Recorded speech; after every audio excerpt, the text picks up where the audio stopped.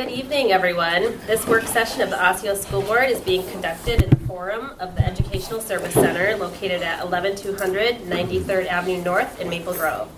The work session is being audio recorded. The recording will be made available on the district website within 2 business days after the work session has ended. To acknowledge attendance this evening, I'll ask that all present at the table state their name, starting with Jackie. Jackie Mosqueda Jones, school board member.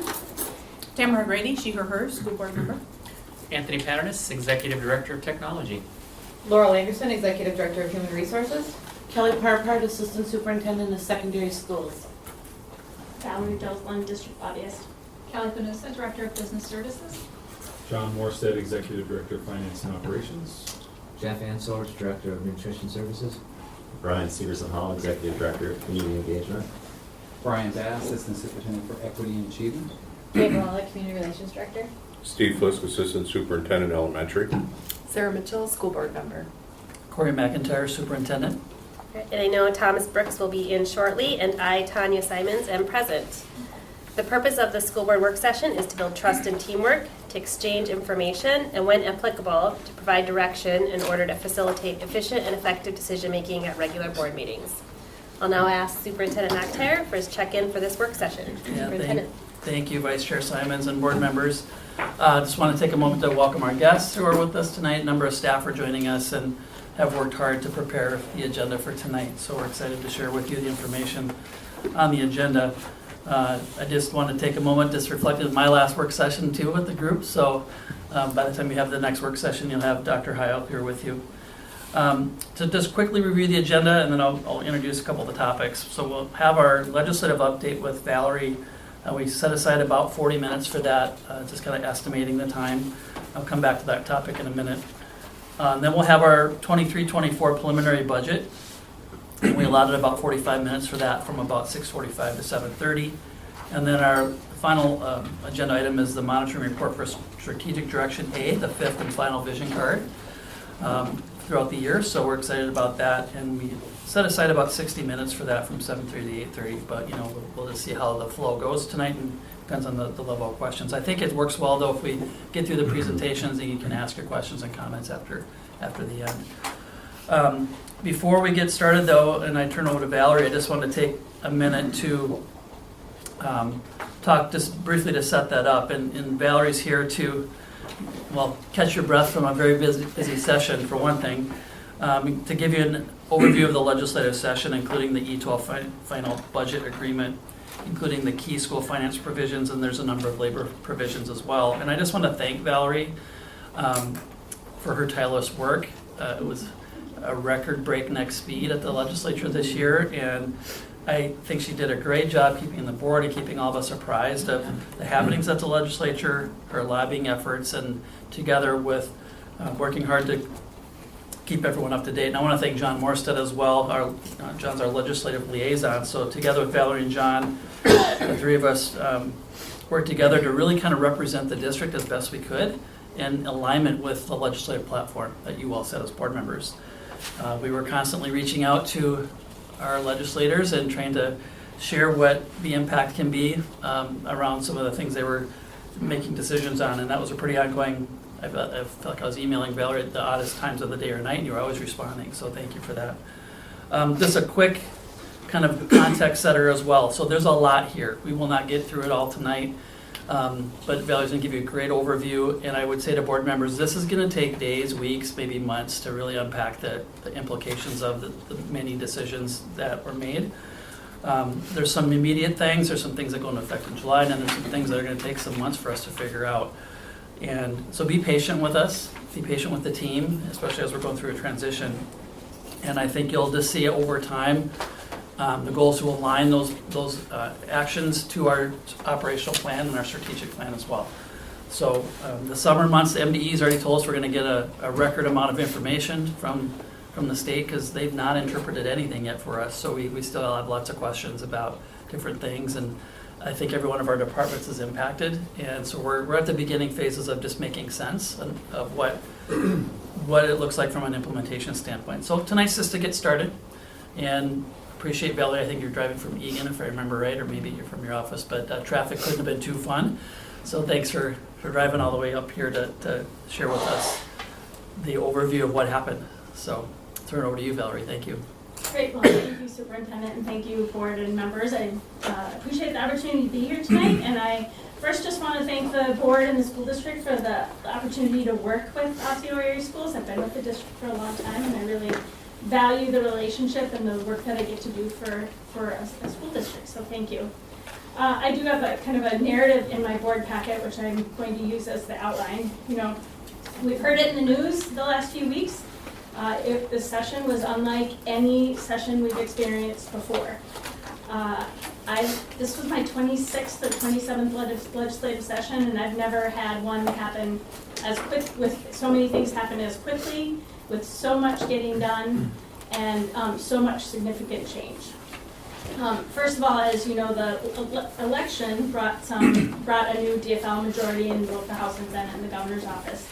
And the last time that happened was 10 years ago. And I think 10 years ago, that majority was more cautious and didn't make as much change as they probably would have. I think they were a little more concerned about the repercussions about their re-election chances. And I think this new TFL trifecta decided to throw caution completely out the window. And they had a big, ambitious agenda. I also think this session was marked by a new group of determined and diverse group of elected officials that had ambitious agendas, as I mentioned, but also a pent-up list of demands, or a pent-up list of unfinished business that hadn't gotten done over the last 10 years, and especially over the last few legislative sessions with divided government and both the governor and the legislature not really able to agree on a lot of things.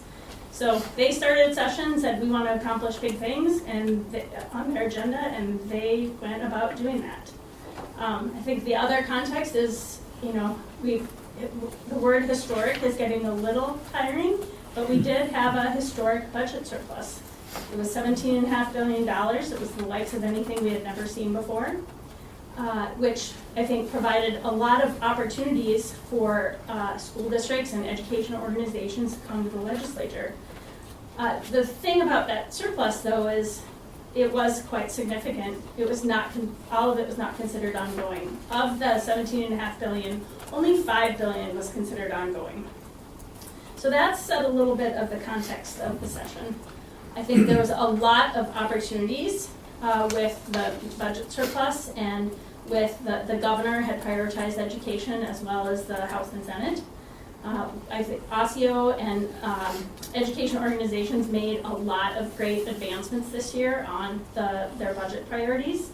I think, just backtracking a little bit, some of the other context is, you know, of that $5 billion budget surplus, $2.26 billion was allocated in ongoing funding for schools.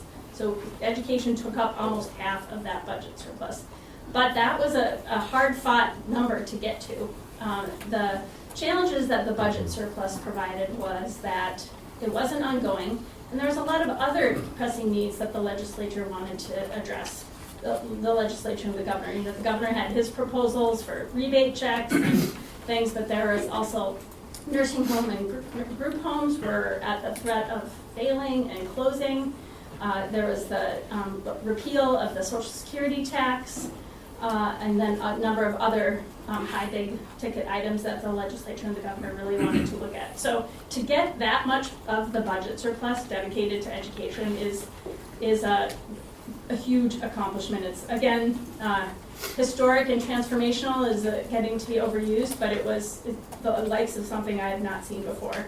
And additionally, in the tails, that budget, that K-12 budget, increases to $3.2 billion. Again, we're used to seeing $500, $600, $700 million budget increases for education. This was, you know, quite significantly higher. The areas that Osseo has been advocating for over my tenure since I've been with Osseo, a lot of headway was made. All of you, I'm sure, have reviewed all the budget information, but the formula was increased 4% and 2% per year. The formula was tied to inflation.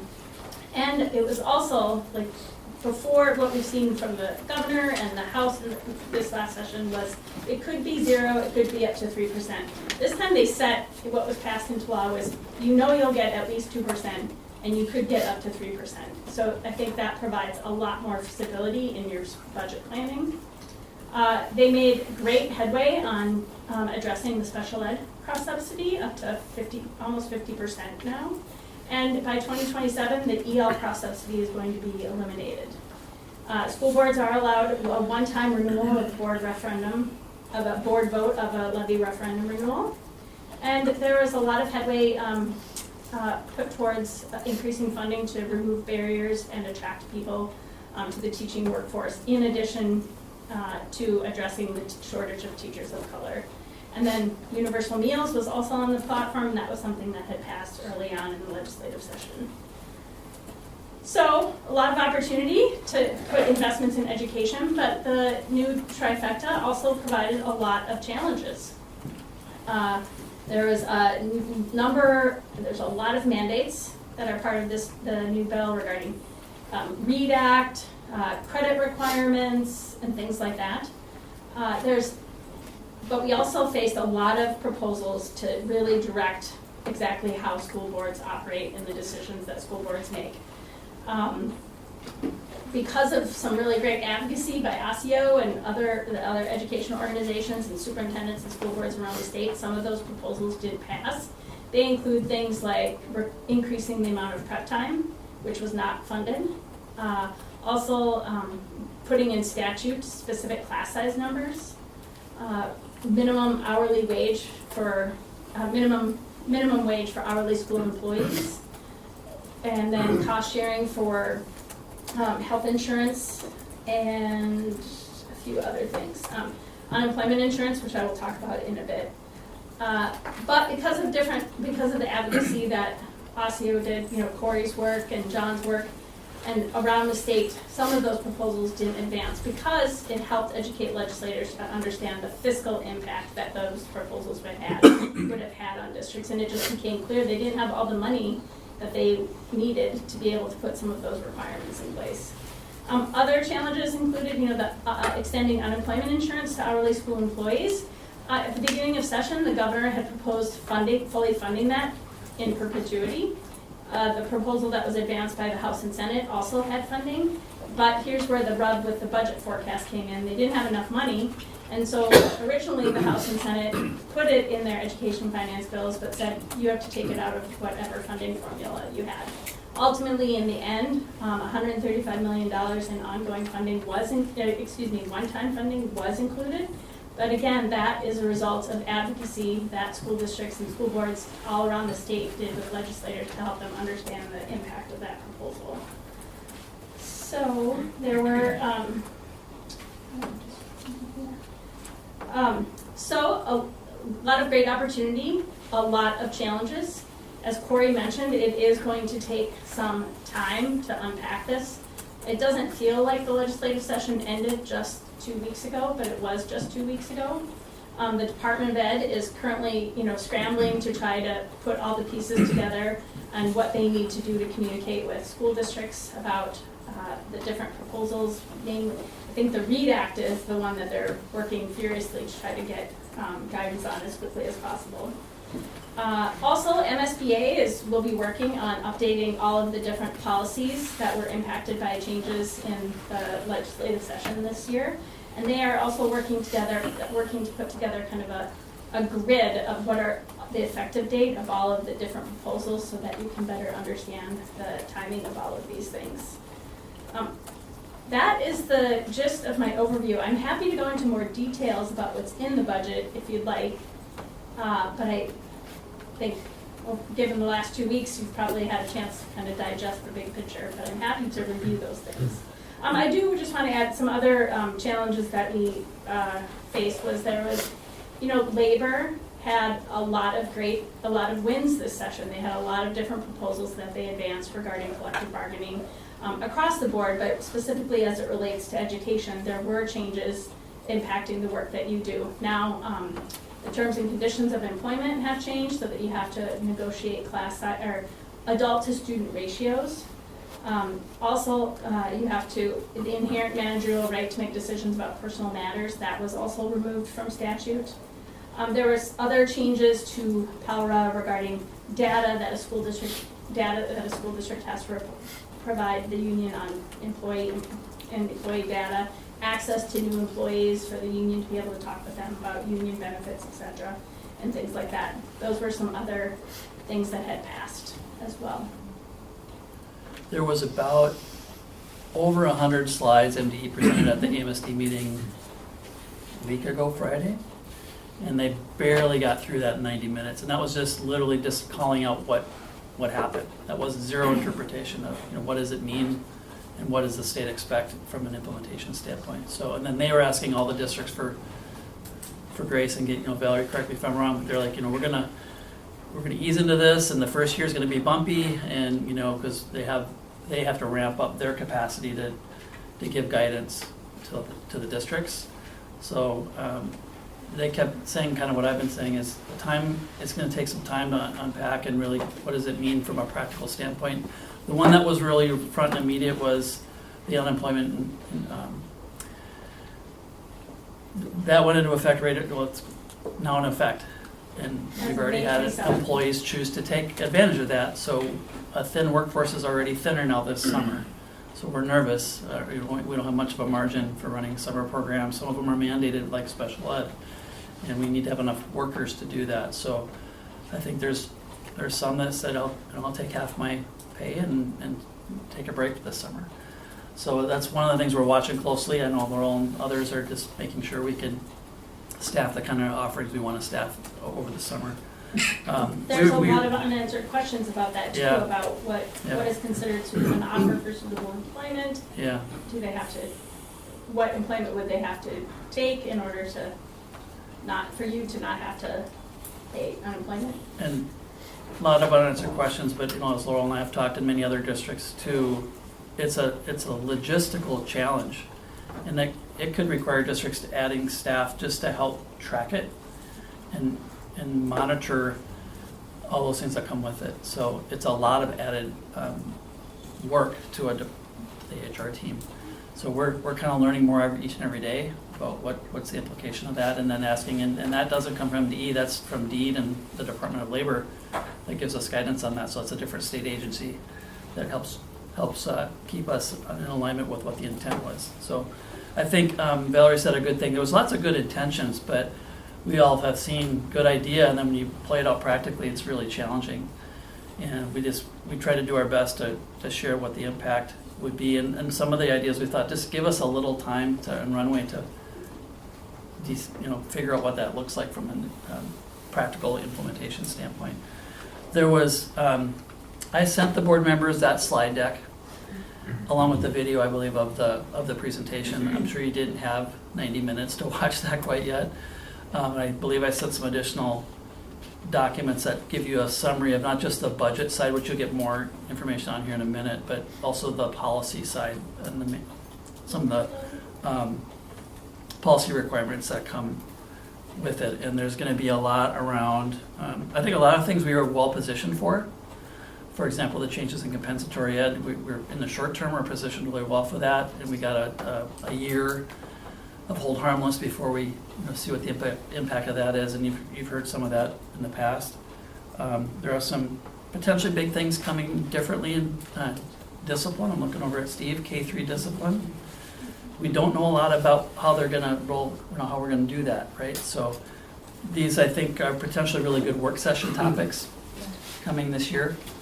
But I would say too, kind of on the financial side, and John and Kelly will talk more about it, we've kind of estimated, the 4% might really mean more like 2 to 2.5% because of the funding that's going to, the cost coming along with implementation.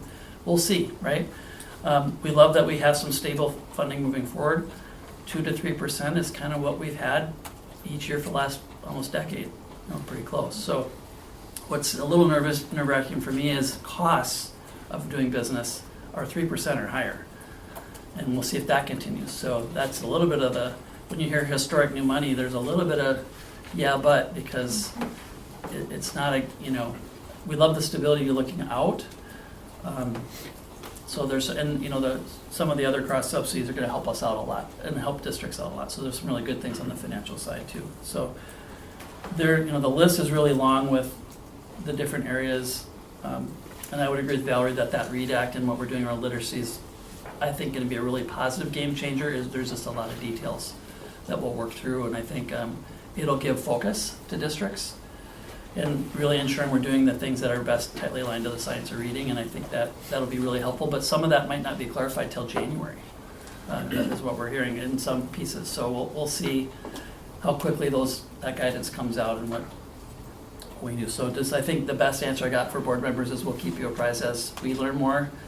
And the state has told us it's going to be a busy summer with information being provided to districts and what that means. I don't know, John, if you wanted to add anything, you were part of a lot of these conversations too, and I'm trying to avoid getting into the weeds on any one topic. If I can ask a question about policy before we move to finance. Yeah. Last year, I testified on the safe and supportive, it was anti-bullying legislation. I know I saw it in a spreadsheet somewhere. It ended up on the final omnibus. Let me know if you find that, because I haven't found it again yet either. It'd be interesting to see how that aligns with our district policy. It's in there. It's in there somewhere. Yeah, it's a big, you can print that out, it's a big bill, right?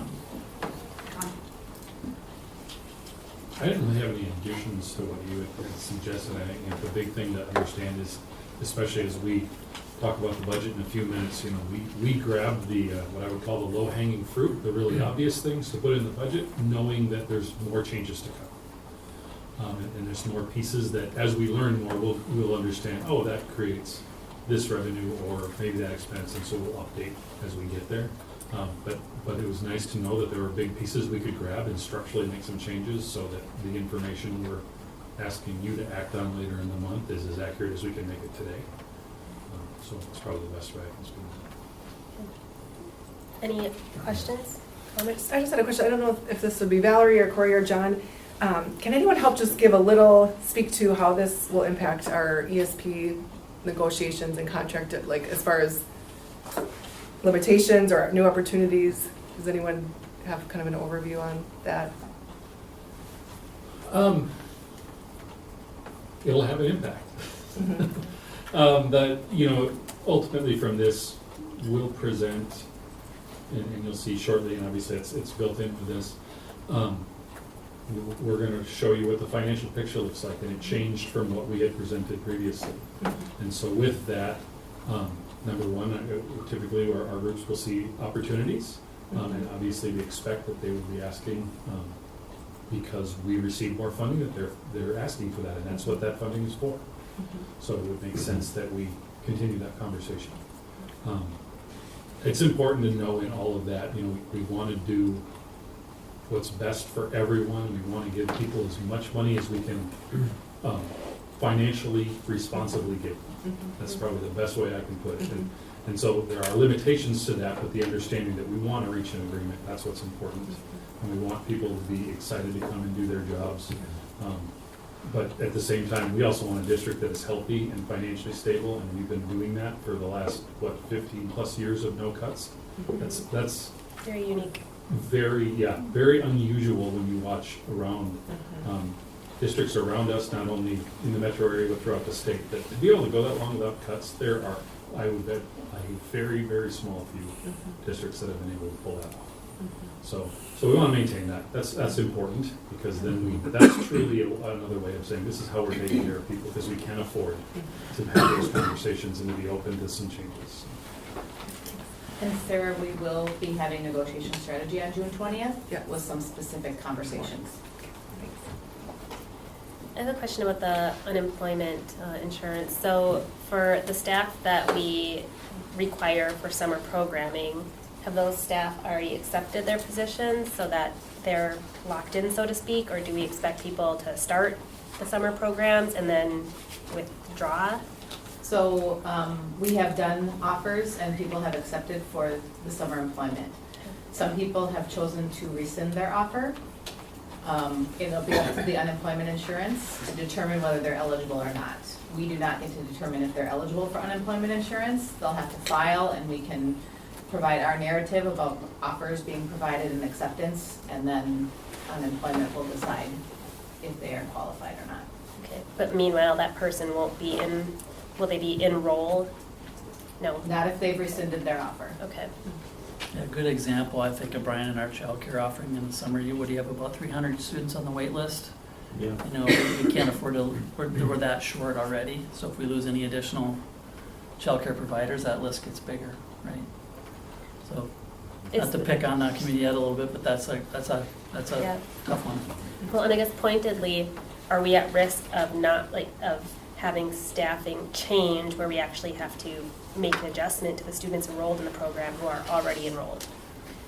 We wouldn't, I wouldn't, what's the right word, what's the word, disenroll, is that? Yeah. Unenroll? Unenroll, I You would don't- not unenroll anyone who's currently enrolled, Okay. but it certainly would impact our ability to continue to get kids off the wait list.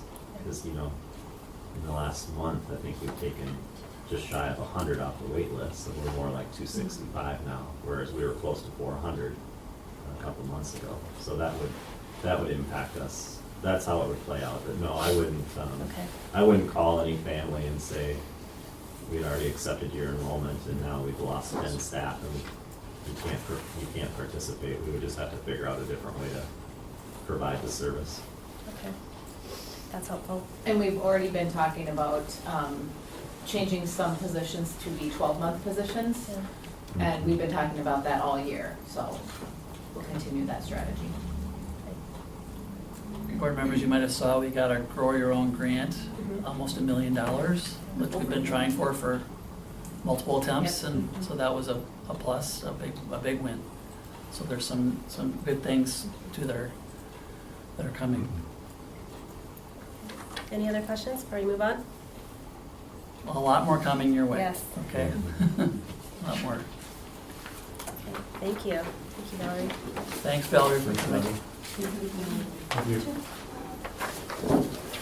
All right, we'll move into our next agenda item, then, is our 23-24 preliminary budget, and our team is here, John and Kelly and Jeff and Brian, to walk you through some of the key changes, and I just want to say thanks to our team for being on it right away, and you know, this is what we know today, and it reminded me of the budgeting process, which literally is year-round, and how when we learn more, we make those mid-year adjustments, and you have multiple touch points throughout the year. So, but you do have to approve the budget June 20th for the next year, and so our team's been scrambling to get this together for you. So I think maybe, I don't know, John, if you want to say anything first.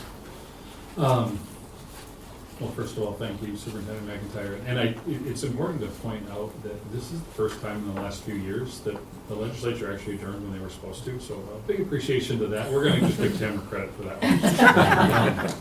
That makes a world of difference because it allows us time to actually say, okay, well, we can make some concrete decisions versus a lot of guessing that we've had to do the last couple of years. So. Well, and I failed to say our award-winning team, because John reminded me only about 10% of districts get the award that we've had 31 years running. So, 33. Yeah, 33. All right, see, we're that good. All right. All right, so this evening we're going to take a look at our proposed budget for fiscal year '24. June is the culmination month for us of a long process for our long-range financial planning that has been implemented over the past year, including and up to this presentation, as well as the request that we'll bring forth on June 20th. The board will have spent parts of 9 work sessions and board meetings receiving information, giving direction, and acting to approve the final comprehensive budget at that June 20th meeting. So this evening, we're going to go through the important elements of the fiscal '24 budget. We will review the 5-year financial forecast tools for our operating funds. And before I turn it over to the team to take you through each of those items, I wanted to provide a little bit of context for what you'll be reviewing and highlight some updates to assumptions that we've been able to make, as well as updates to how we will, a few minor things to how we'll be presenting the information going forward. We've already seen it a couple times from last year when we did this. Because much of this information is new, again, if we could run through the entire presentation, and then we'd be happy to take questions at the end. So in our assumptions, in the past, as we've mentioned before, we've been very conservative. We kind of rolled on this last year to a 10-year rolling average when we're looking at making assumptions for our revenues, and then the about 3% has been pretty consistent in expenditures. With the new forecast, we're actually able to switch to, number one, we have 2 years, bless you, 4% for next year, and 2% for the following year, and then we start following the Consumer Price Index, or CPI, for inflation. And as Valerie had mentioned, the one nice addition they made in conference, I believe at the end, is they created a slot for us. So we will not get less than 2%, but not more than 3%. So as we're looking at our budget going out, I think in the following year, I believe it's 26, CPI today is under 2%, so we get 2% for that one. The next year it's supposed to be like 2.17, so we can put an actual number in. And we get that information from MDE, helping to figure out that calculation for us, for what those are. So it's nice from our financial forecast, because we can say, we're following CPI, that's where we're going. So it becomes very, very transparent and very easy to determine what that information should be. Another thing that's important to note is that Gen Ed formula increase, so the 4% for our district, affects just over half of the actual revenue that we bring in, but 56% is what is subject to that 4% increase. As we look at expenditure assumptions have been relatively volatile over the past 10 years, but still in the long view average out to about 3%. So we're planning to maintain that 3% in our forecasts. Fiscal 24 represents year one of our operating and capital projects or technology levies. So we've added the revenue and expense increases from recent legislation, or at least what we know today, also into the model. And as we update the financial projection model for the new range of years, every time we add that new year, you create what looks like a cliff. That's what typically when you hear schools say, what's the fiscal cliff? They're looking to their fifth year and saying, wow, it sharply goes down. Now, our job is to kick the can as far as we possibly can while still showing you what potentially is there. So most of the large chunks of money that we received, which we're very thankful for, in the past, our cliff started actually in year 4 rather than year 5. So now, as I told Superintendent McIntyre before, we basically, with those funds, bought ourselves a full year, if not maybe a little bit more. So right now, the cliff actually is off the grid. So what we're going to show you today is we have no immediate need for any operational reductions based on what we're projecting right now. So that's great news. That means our district is in a very, very healthy spot. And as you'll see from the model, and Kelly will walk through it, that new revenue provided by the state really helped improve the long-term financial outlook. We are cautious about with the increase of revenue also came some increases in expenses, or again, as we talked about, are still trying to iron out exactly what those will look like. And that's going to take us some time.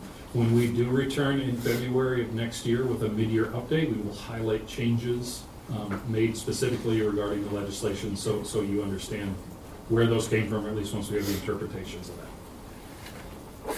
So to kick things off, we are projecting, as the quick summary, I get the quick summary and Kelly's going to get into all the fun details. So we're projecting that we will have an estimated ending fund balance at the end of 24 of 33.6%.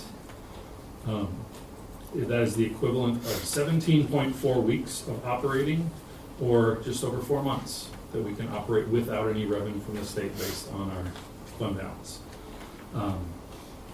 The page on here and in your packet, you'll see some of the key contact points we've had with the school board, including the levy preliminary and final approvals, direction in the planning process and initial budget development, approval of the fiscal 23 mid-year adjustments, and fiscal 24 operating or pair and capital adjustments, part of our normal process.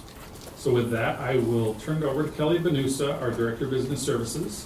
And as you know, our district is very well known for having a very robust and award-winning budget process, and that is really due to Kelly. Kelly drives that process. She works tirelessly to guide everyone through that process to get where we are today, along with her team, and she'll mention that. So special thanks to Kelly for all her efforts, and she's gonna walk us through the summary of the general fund budget, and then Jeff Hanswords, Director of Nutrition Services, will walk us through the food and nutrition. And also Brian Severson Hall, Executive Director of Community Engagement, will present the community ed financial forecast, and then we'll come back to Kelly to wrap up with capital. So that's our four-part progression, and I'll turn it over to Kathy. Thanks, John. So good evening. So before I start, I'd like to extend my sincere appreciation to Mike Huber and Michelle Larson, who are in the audience with us, the coordinators of business services, as well as Liz Lantu. She's our business services accountant, as well as all of our budget managers across the district for their assistance in this compilation of the budget materials that we're going to see tonight. So this year has been, again, challenging from a financial standpoint, and the fiscal year 24 budget adoption is no exception to our rule this year. So if we can start on page 1 of the memo, so it'll be page 4 of your board packet.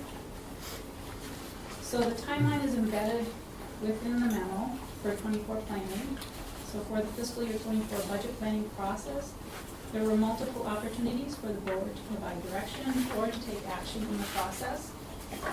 And then if we move to page 5 of the board packet, so we've provided comparisons of the fiscal year 24 general fund budget in 2 different ways. So the first comparison is of the proposed adopted budget for fiscal year 24 versus the revised budget for fiscal year 23. So this table shows a planned increase of $15.6 million to fund balance for fiscal year 24. So there are several adjustments included in that proposed 24 budget. So those adjustments are the board approved February 21st fiscal year 24 budget adjustments for a net increase of $1,021,000. This amount is comprised of the LRP budget adjustments, including enrollment alignment, and then we also had Safe Schools alignment. The board also approved with the fiscal year 23 mid-year budget adjustment, one-time savings of $1.4 million. Those have to be added back, so they're included in the 24 budget. So with these adjustments, the percentage increase in the expenditures is 7.6%, which is above the expenditure trend target of 3%. The projected year-end fund balance is $97.6 million, as John mentioned, and this includes the voter-approved operating referendum, which was approved at the cap with inflation. So then the second comparison on that same page is the proposed adopted budget for fiscal year 24 versus the projected fiscal year 24 5-year financial projection model from February 21st. So the proposed budget shows using less fund balance than was initially projected of $9.8 million. So now if we turn to the next page, page 6, the revenues are higher by $21.4 million. And if we walk through that detail, the largest increase is for the cross-subsidy for special education, which is now funded at 44% beginning in 24 for $11.4 million. We have operating referendum increase for the voter approved increase, as well as growth in projected students, and then an increase in market valuations of our property, so about $3.8 million. Then we've got the general education aid, 4% increase on the basic formula allowance. Also, we have 358 additional students that we're projecting for next fiscal year, so $3.6 million. We have English learner cross subsidy for the first time, which is calculating at about $1.2 million increase.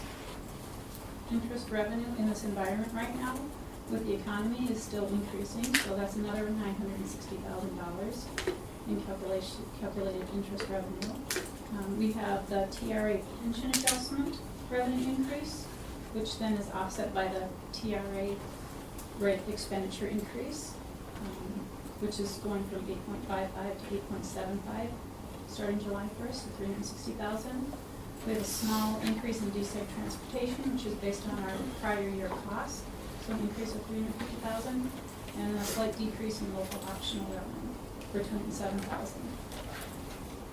So then next, if we look at expenditures at the bottom of that page, those are higher by $10.2 million, and this is comparing to that 3% assumption. So starting then with salaries, we have an increase of about $4.5 million.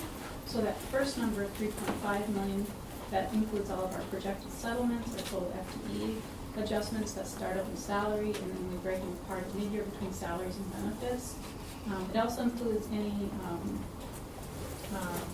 FY '24 adjustments for the long-term financial planning process, the strategic investments for fiscal year '23 that were approved. Only those items are being taken out, and then any enrollment adjustments. And then we have to add back the salaries from the '23 mid-year budget adjustments that were one-time savings for unfilled positions, so $1.9 million.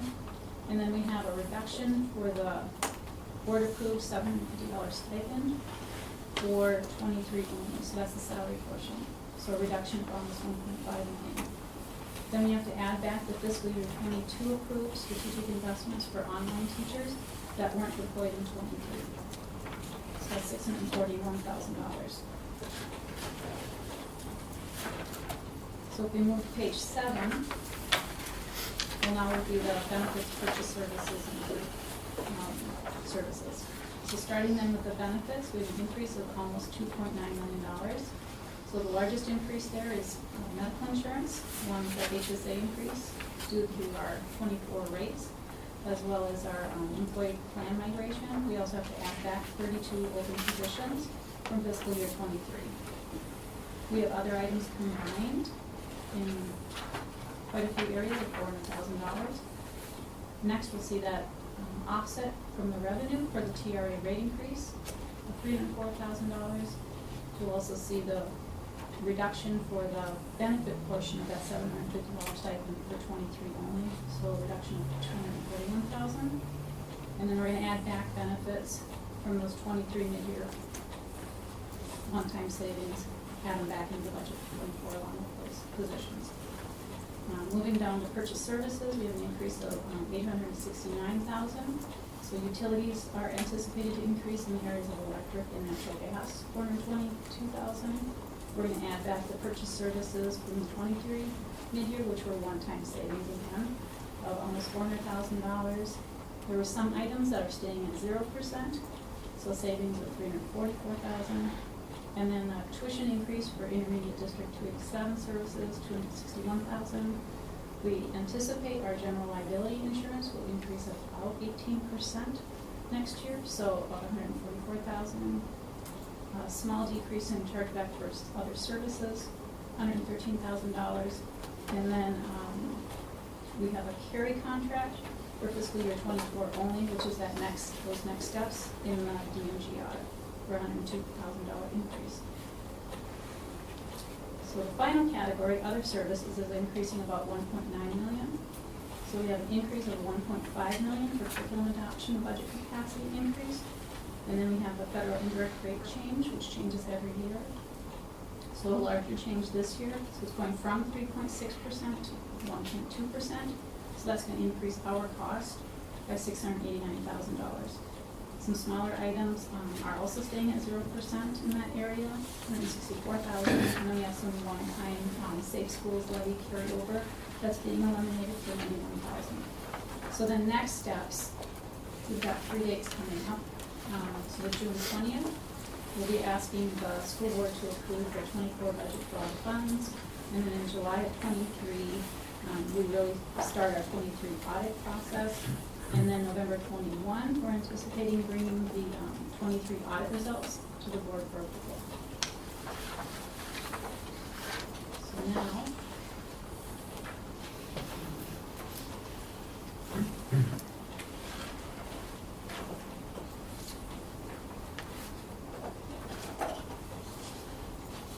we flip to page 10. So on page 10 is the general fund 5-year financial projection. So a little bit of historical perspective. This was a strategic priority a number of years ago. It had 2 goals or outcomes for long-range financial planning. One was to build a framework for us, and then also to design a long-range financial forecast model. As John spoke earlier about, he gave me credit, but I'm just one person in this vast district. It's really all of our budget managers really that design that process that gets credit for that along with us. And so next then we'll review the 5-year projection for the general fund, and the financial forecast with details has been provided in the materials. for your review, but we're not gonna discuss that piece tonight.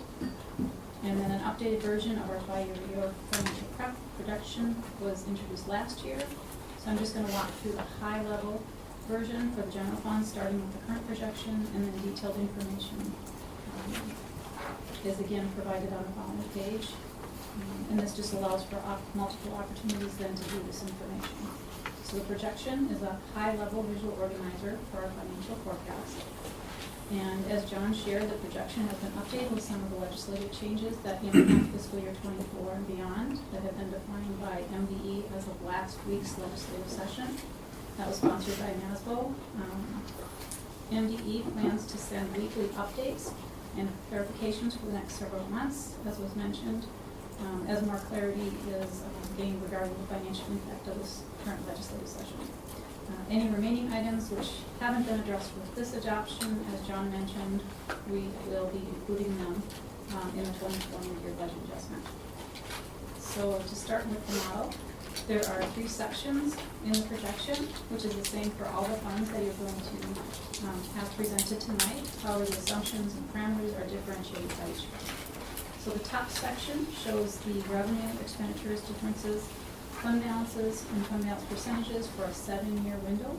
That begins with our actual for fiscal year '22, revised budget for '23, the adopted budget for '24, and then projections for '25 through '28. There's a line for operational adjustments if needed. This line is to highlight any needed adjustments. The total for all years is then listed on the right, and currently we're not recommending any operational adjustments, which John had mentioned. The assumptions section shows the revenue and expenditure assumptions, which are being used for '25 through '28. The revenue assumptions are based on the legislative session, again, which resulted in the general formula increase. So you can see the 2% in the model for fiscal year '25, and then future estimated increases will be between that 2 and 3% cap, which is tied to inflation, and then expenditure growth is still projected at 3%. So the next section shows the budget projection for revenues, which is in blue, and then the expenditures, which is in red. And the trend lines of the same color show the annual actual budget or projections for each of those items.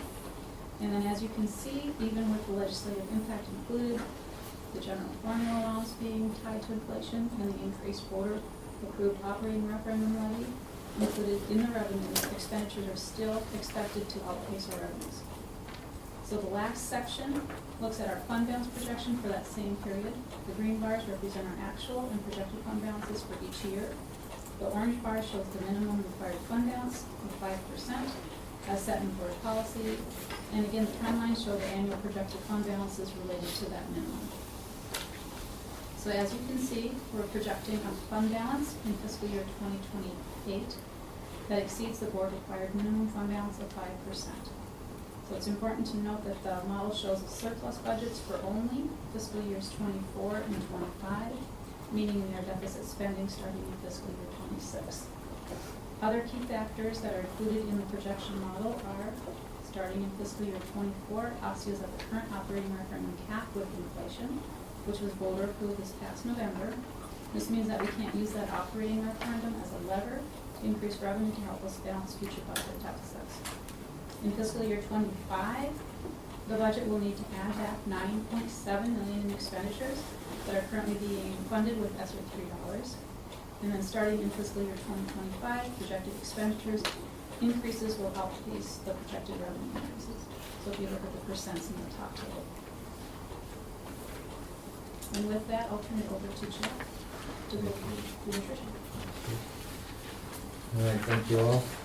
So just to recap, Food and Nutrition Services is Fund 2. It's not part of the general fund.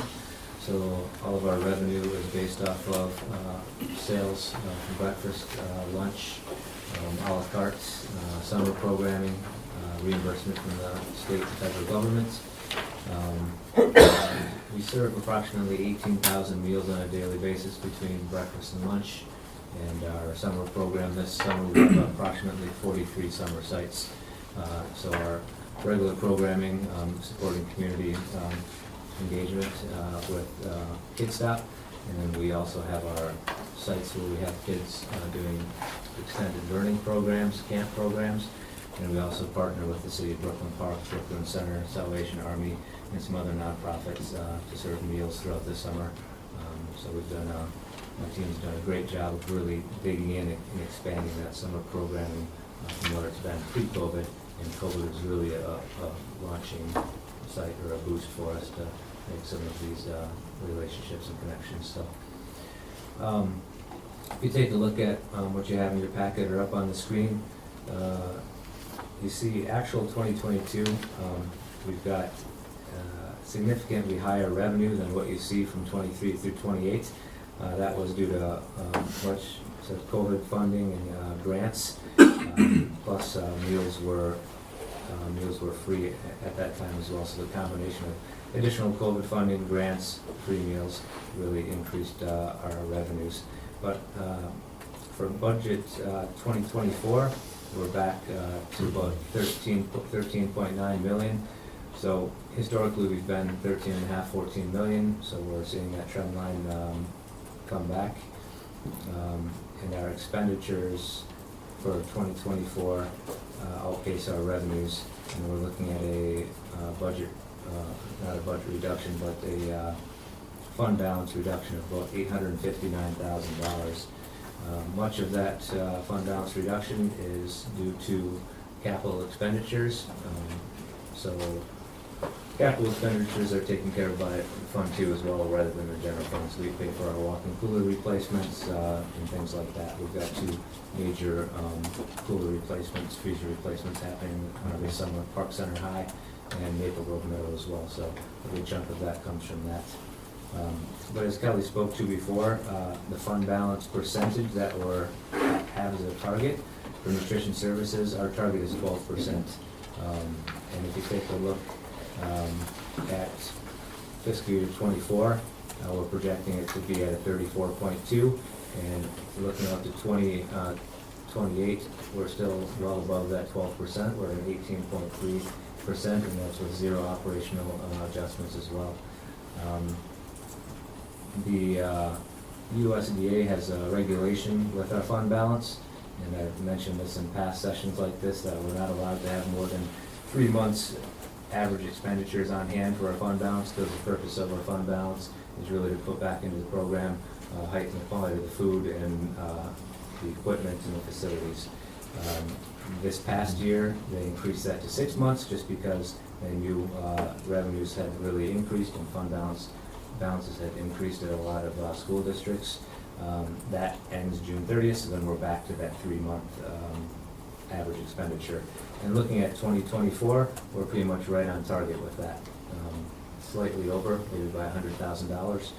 And then 2025, we're right at that threshold as well with our projections. So that's a good sign, but we do have a lot of opportunity to make operational improvements from a facility standpoint. Coolers are aged, we have 30 years, 40-year old coolers, freezers, kettles and things like that. So we had a study done a couple of years ago of all our sites.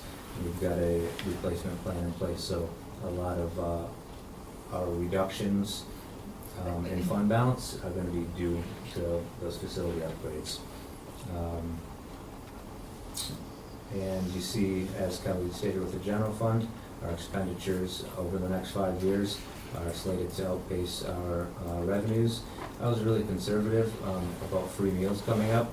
I budgeted 3% increase due to free meals. It's kind of hard to gauge based on COVID numbers, just because there are so many different models happening, from take-home bag meals to 1 day in and take a meal bag home with you. So it's hard to gauge based off of those percentages.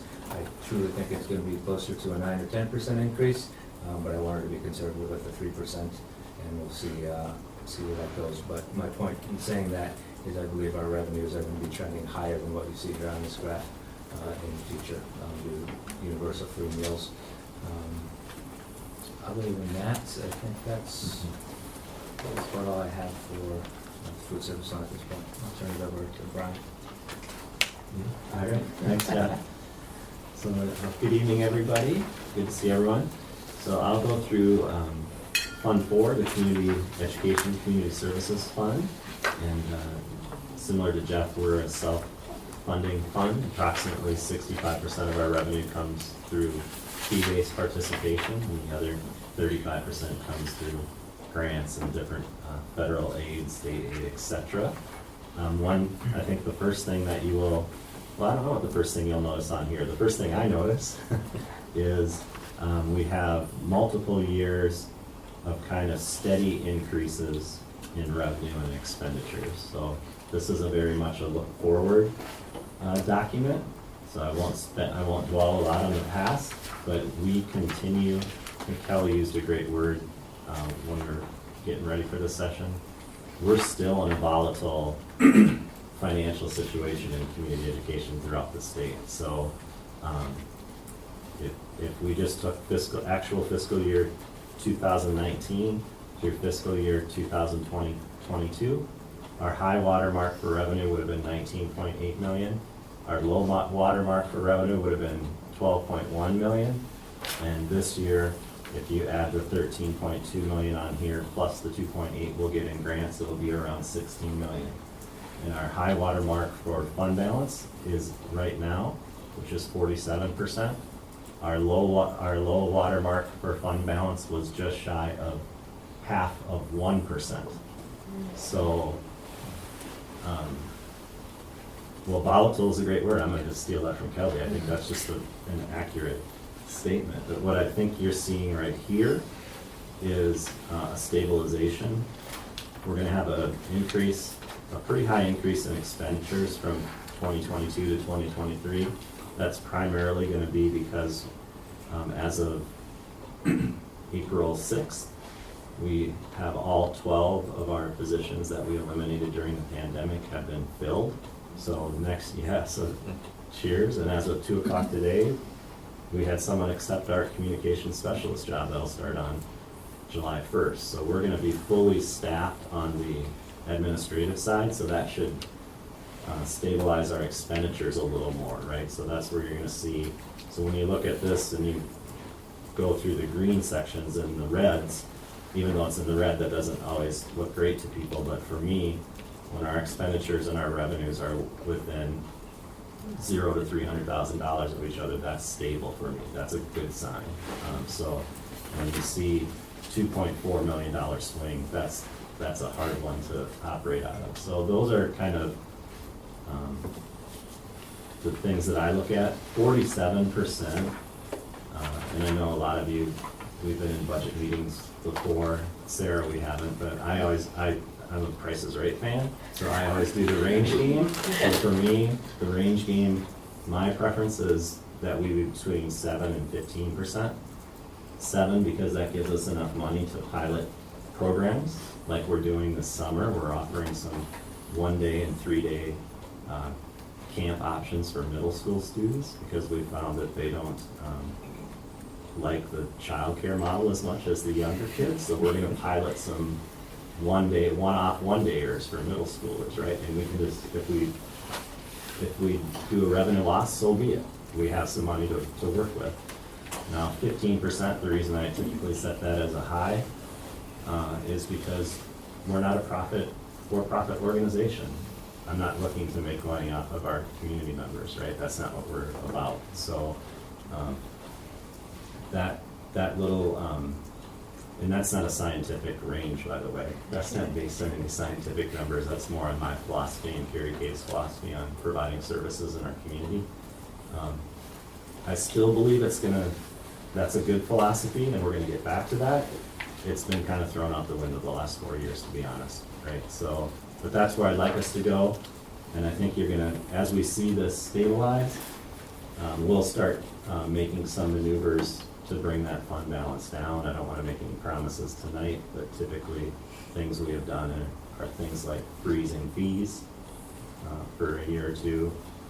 Back when I was in Minneapolis, I had a year where our fund balance got too high in school-age care, so we gave every family 5 free non-school days to sign up. You know, so I've done things like that in the past when it's gotten too high to make sure that our families are being thought of, right? So those are just different ways that I think about our budget. But overall, I don't like seeing the 47% fund balance number. I certainly like it a lot better than 0.49%, right? But we'd like to see it stabilized. We're excited about our full administrative and clerical team, management and clerical team, full strength. We certainly still continue to try to activate as getting hourly staff so that we don't have to turn away people from participating, but that's only in KidStop. You know, right now our early childhood numbers have been up. Our enrichment numbers have been up for 2 straight years. They've been fantastic, including summer camps coming up. And our facilities use is up. So we're up. This is a good budget overall. I want to be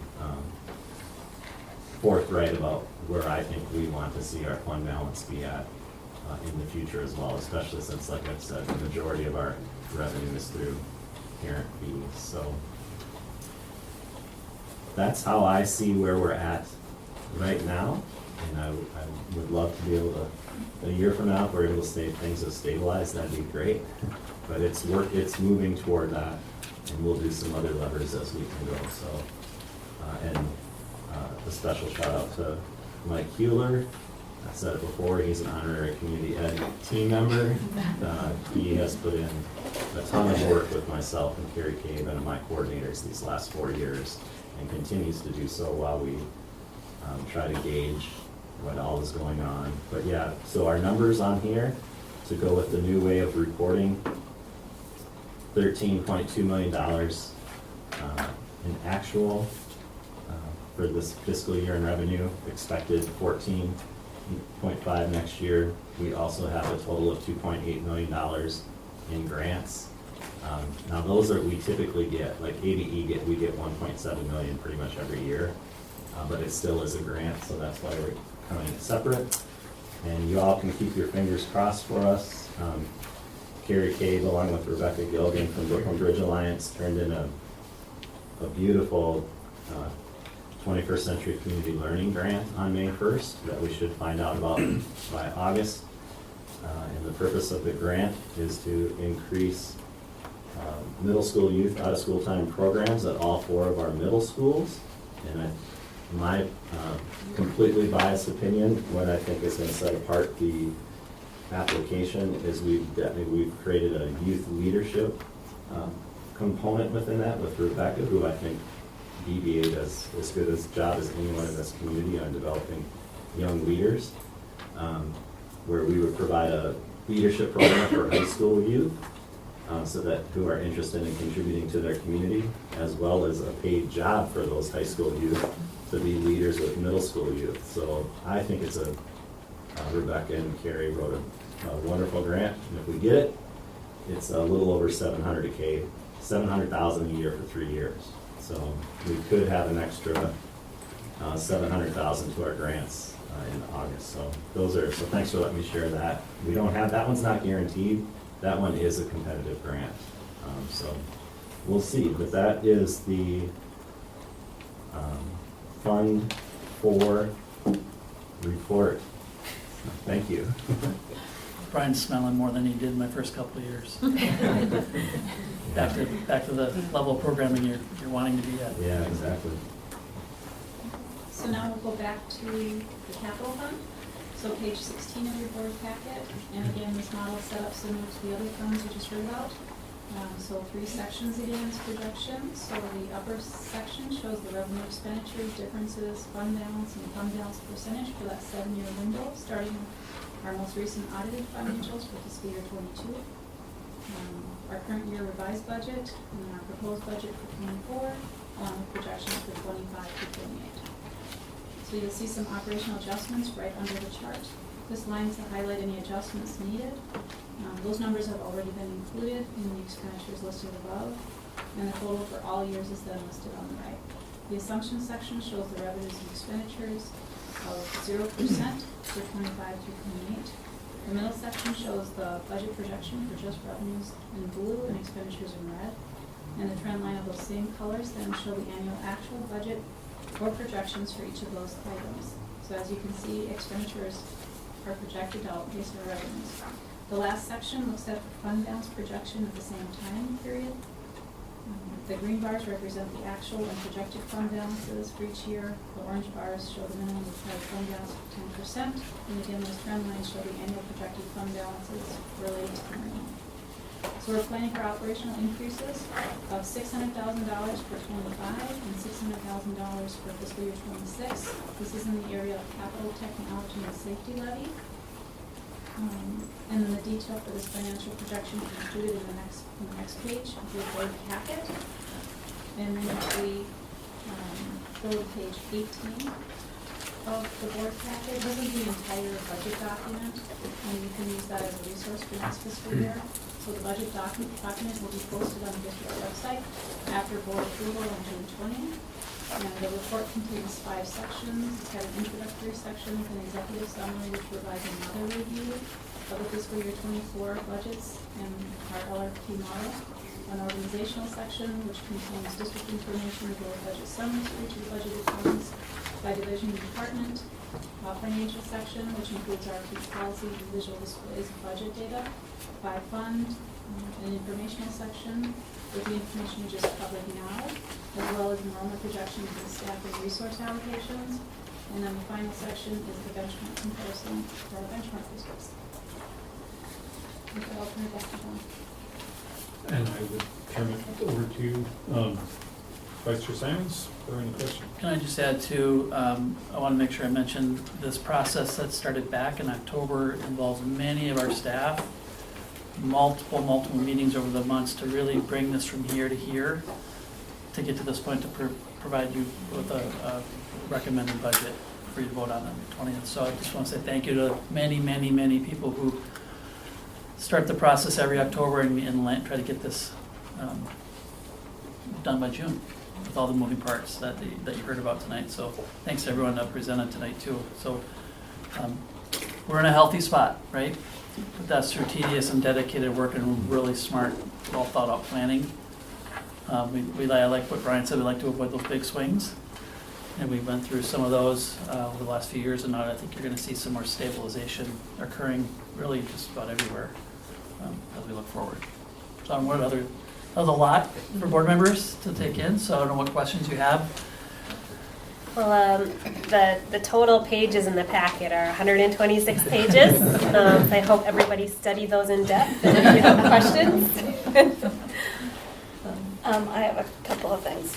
First of all, I'm really impressed with the document that's going to be posted. This budget with the level of detail, but understandability as well.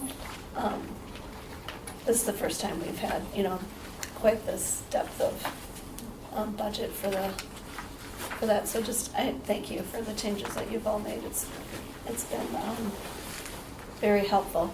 I do have a question about food services, Jeff. With universal free meals, do we anticipate either changes in positions for your staff or loss of positions or increase of positions?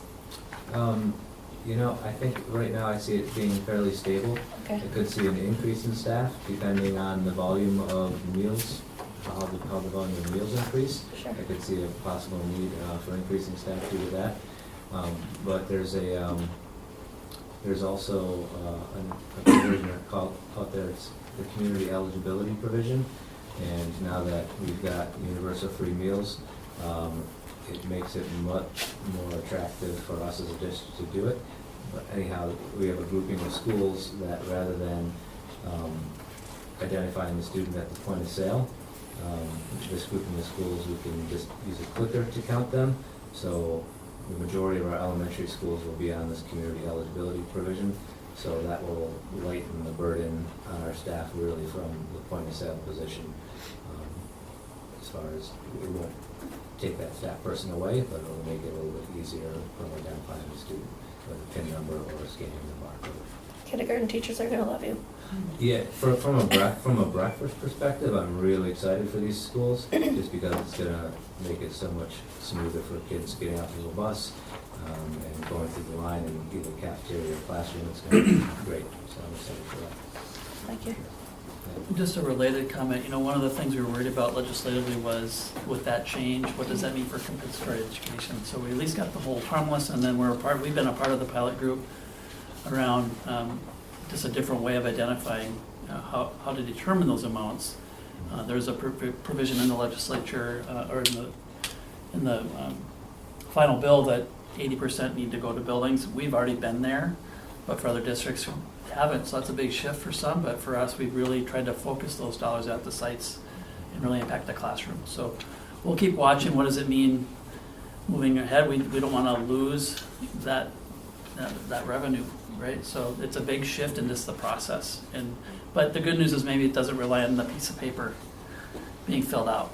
We maybe can get to another point where it's more accurately calculated. So I don't know if you want to speak to that at all. Yeah, for sure. Yeah, thank you for bringing that up. Yeah. So, like Corey said, the hold harmless for 2 years, but we're still going to be collecting applications. MD requires that we do that, even though meals are free. So we're not going to change any of our processes. We're still going to mail them to every family over the summer. We still have an online fillable form in 5 languages. Katie and her team are still pushing out different communications to families about fill it out. The focus is really about fill it out every year, and if you qualify, you can qualify for these other things. So that's the push. That's what I was just gonna say, because Yeah, other sure. funding is tied to those Correct. forms, so it's important for Yeah, families until to we fill see those out. what the legislators come up with, if there's a different process in the future, which would be great. So. Thank you. And I would just echo Chair Mosquito Jones in terms of the level of detail. So for community members to go access this report, I know it's published out there every year by department spending. So if any constituent has any question as to where do the dollars go or what is your overhead, it's clear, it's all detailed there. So that's one of the things that I just love about how we put out the financial information and make it so transparent and available. So again, continue to love that we have that process. I get a lot of questions from other board members about what we do across the state because of our record of having no cuts over that duration.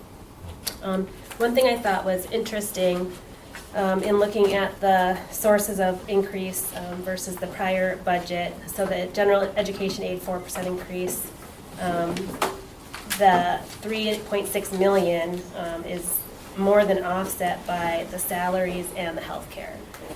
So kind of going back to the nature of our projections, and even though it's tied to CPI, that is still not a stable system of funding and expenditure, because our expenditures always exceed what that is. So just wanted to point that out, and it's great, the sources of the additional funding that we don't have to pay out of our general funding for special education cross-subsidy, and it's great to have the English learner cross-subsidy in there. But I thought that's a relevant point when we think about the numbers of what percent is being funded and the reality of how much gets consumed by salary and health benefits.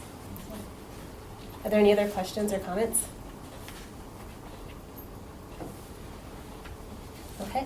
Yeah, board members of the budget will come to you for action June 20th. So if you do have questions or comments or feedback of any kind, please reach out to John or Kelly and anyone, Jeff or Brian as well. So don't want any surprises for you, so you feel fully informed. And I just also want to mention, probably for the public, given the amount of different policy changes and funding changes, I expect there to be some budget adjustments throughout the year. Good point. Right? A few more than normal, probably, once we get through this. Model will serve us well for that. Thank you so much, John, Kelly, and team. Appreciate it. All right, board members, we're going to kind of transition here to our next and final agenda item, which is strategic direction A initiatives and our vision cards. Our fifth and final, and our rhythm is trying to bring to you about every other month, and this year especially, just the initial inaugural vision card for each of the strategic directions. And as you move into next year, you'll see the ability to continually refine them and narrow the focus and really from the learning of implementation. So this is the last of, we need to build it first, and then stress test it, so to speak, next year about how does that data hold up as far as giving us direction and what we aspire to, be as far as getting better results. So, looks like we maybe are settled in a little bit. I don't know, Brian, I'll turn over to you to help set this up a little bit. Robin's, Yeah, I can do that, I just, Anthony, where are you? How do you arrange this so that it's on? Oh, the button The right button behind on the Courtney. wall that says It says desktop. Do that, It okay. says laptop, or PC, right? Yep. Up top. right here in the middle. It's got a picture of a PC on it.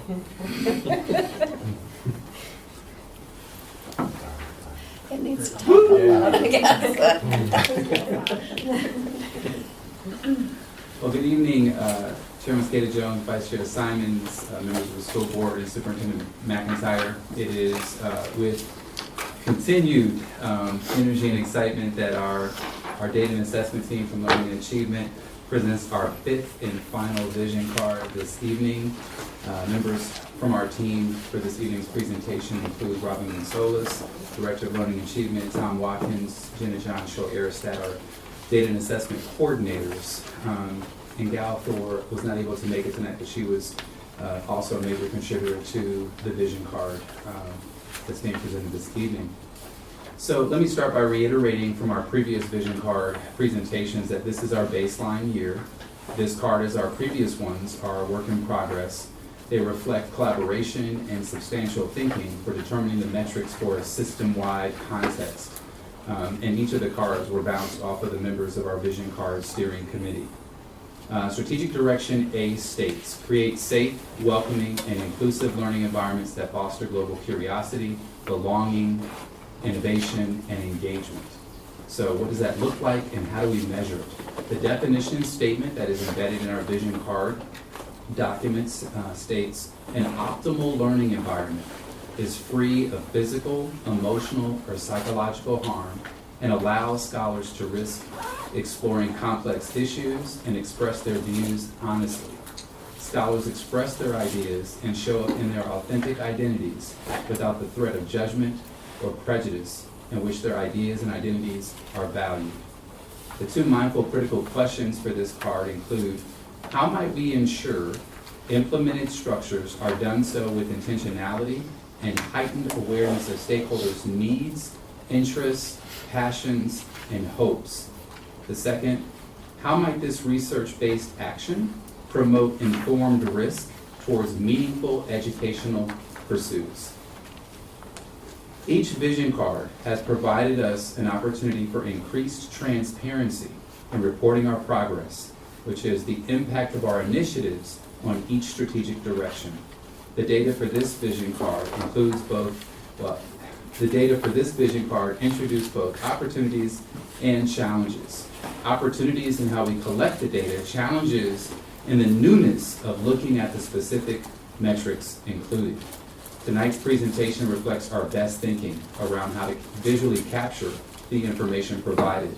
We welcome your feedback and questions on how we might continue to improve and refine the vision card. Lastly, I just want to thank our team, the countless number of hours after first drafting them, then bringing it to the vision card steering committee to get feedback, and then saying enthusiastically, yes, I think we can do that, in refining what was provided in terms of metrics, and this card was not short on providing additional considerations. So thank you all for everything that you've done throughout the year to these vision cards, and without further ado, I'll turn it over to the team. So I'm going to start with the 3-year operational plan from the district and how it's aligned to Strategic Direction A. And when we look at the learning work initiatives, we see building a better future, of the LGBTQIA history and culture resolution, racial harm protocol, building a better future phase 1, 279 online phase 3, and multi-tiered systems of support for behavior. And the work initiatives on the district department and site the district department and site 3-year 3-year operational plans need to positively impact the indicators on a vision card.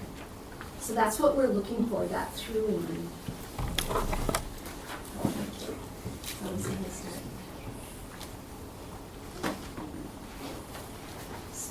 So we will be reporting tonight on 5 indicators aligned to strategic direction A.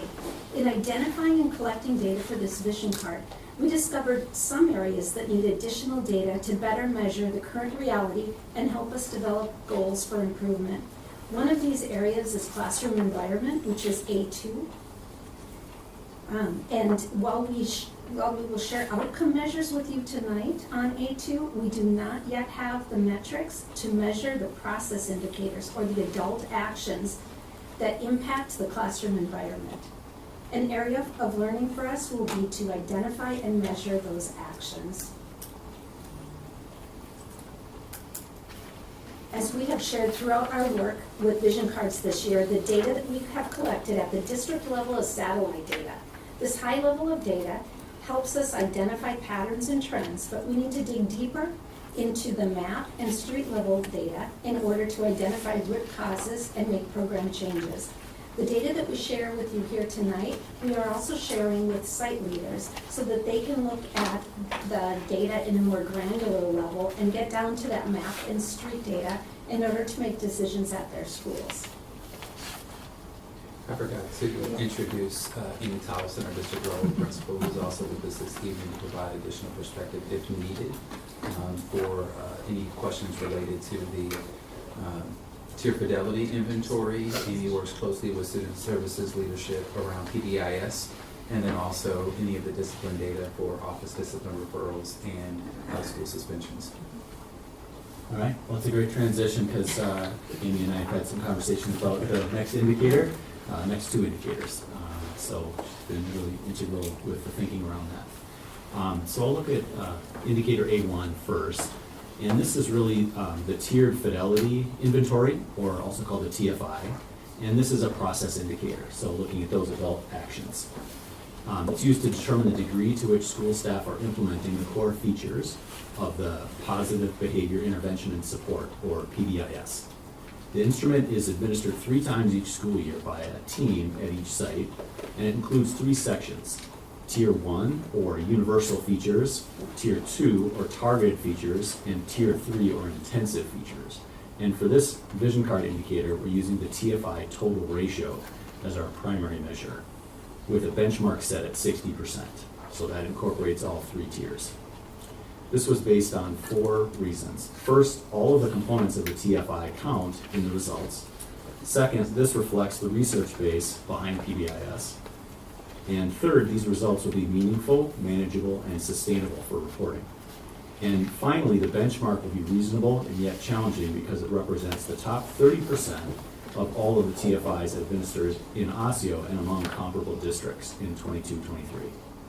The district's TFI total ratio increased 13% from 2019 to 2021 and has been at or above the 60% benchmark for 2 of the past 3 years.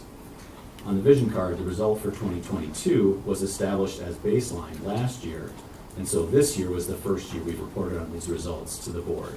And so that's why we're looking at green as results for 2023, because we did establish the baseline last year. So when we look at this next slide here, we're going to go into a little bit more detail in terms of the PBIS data, or the... You want Corey to... Get the arrow. Oh, quick. Yeah, without a doubt, the most fun part. I know. I'm right here. Let me Keep them guessing, right? Okay, so we're on to, now we're looking at indicator A2. So classroom environment, this is now an outcome indicator. So we're looking at the student outcomes, and we're looking at 2 different measures. One is behavior incidents per student, and the other is out-of-school suspensions per student. And for the sake of this presentation, we'll just refer to the out-of-school suspensions as just suspensions. So behavior incidents and suspensions are both calculated for all students enrolled at any time during the school year at the secondary level, which is grades 6 through 12. And the percentages listed on the vision card refer to the percentage of student groups meeting or exceeding that goal, so at or below that level of incident or suspensions. And then we can go into the details on the next slide. So as we consider the reporting years for vision cards, at this time we've complete data for 2 school years. in which school was in person for the entire school year and preliminary results for the current school year. In order to address the historical overrepresentation of some groups on each of these measures, we're looking at the number of incidents and suspensions divided by the number of students enrolled. After reviewing the data for the 2 most recent years, when we were fully in person, we set benchmarks of less than 1 behavior incident per student and less than 0.1 suspensions per student per year. And the data table highlights groups that met this benchmark in green and provides the percentage of groups meeting the benchmark in the bottom row. From this analysis, we can see that the following groups have met the behavior incident benchmark for the past 2 years and are on track to meet the benchmark for the current year. So that would be grades 6 and 7 through 12, Asian, Hispanic, white, female, and the total across all students. We can also see that the following groups have met the suspensions benchmark for the past 2 years and are on track to meet the benchmark. And that's grades 10 through 12, Asian, Hawaiian Pacific Islander, white, and female. And then in the trends, in the percent of groups meeting the benchmark, the percent meeting the behavior incident benchmark has increased 35% from 2019 to 2022, while the percent meeting the suspensions benchmark has decreased by 10%. As we look more closely, we can see that all the groups that were not meeting suspensions benchmark in 2019 also did not meet the benchmark in 2022, while one group, which was grade 6, that met the benchmark in 2019 did not meet the benchmark in 2022. So those are some of the details on that indicator, and I'll hand it over to John. Great, thank you. So now we will talk about indicator A3, and that is the climate equity review, which includes 3 scales from our Equimetrics survey. So Equimetrics is a pulse survey that Osseo area schools, in collaboration with an outside organization called Infinity Systems, conducts annually to assess how the district rates in the areas of diversity, equity, inclusion, and cultural competency. The survey consists of 9 scales for groups of related questions, and in this indicator, we're focusing on 3, diversity, equity, and inclusion. In 2022, a total of 2,112 out of 3,014 staff members completed the survey for a response rate of 70%. To each question, staff responded on a scale of 1 to 10, which is traditionally considered a Net Promoter Score, or NPS scale. In this NPS scale, a response of 9 or 10 indicates that they strongly agree. A response of 7 or 8 indicates they agree, and a response of 1 to 6 indicates they are neutral or strongly disagree.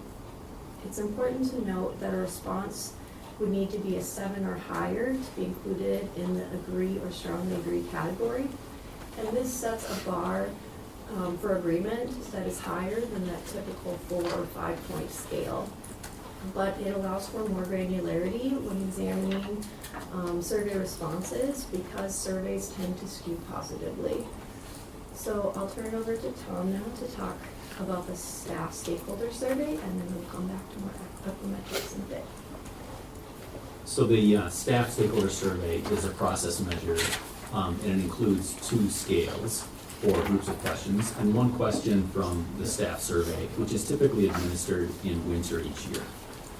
The survey was administered in the 1920 school year before the pandemic-related closure, but the survey was not administered in 2021 due to the pandemic. And you go back to the one right before that one. Perfect, thank you. For each question, teachers could respond strongly agree, neutral, disagree, strongly disagree, or not applicable. And for scales, we use the average score, with strongly agree equals 5 and agree equals 4. And for questions, we use the percent responding strongly agree or agree. And so Jenna can look into the Equimetrics details here.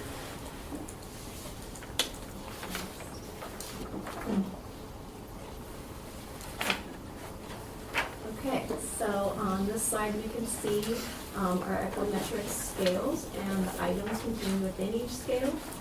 Overall, in 2022, the scale that had the highest rate of agreement with the statements contained within it was the inclusion scale at 61.5%. The two questions that contributed most to this overall percentage were, in my organization, people are included regardless of background or experience at 64.5%, and I have a person or group that is a source of support or advocacy in my organization at 53.5%.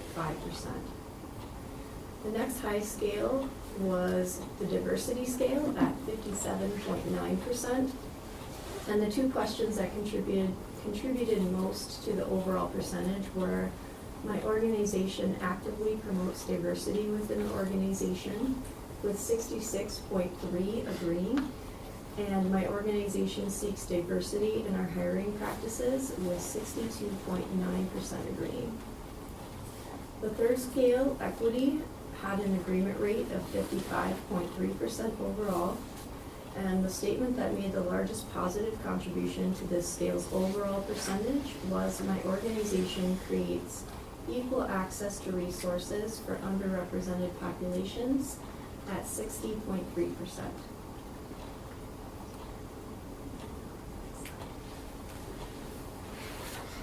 And this is just a slightly different look at our Equimetrics data. The chart here shows just the 9 and 10 responses, or those who are considered in strong agreement to each scale. And this is also disaggregated by race and ethnicity. So going back to that Net Promoter Score or NPS scale idea, the theory here is that those who select 9 or 10 would be considered our promoters, or would have a strong likelihood to talk positively about our organization in regards to this topic.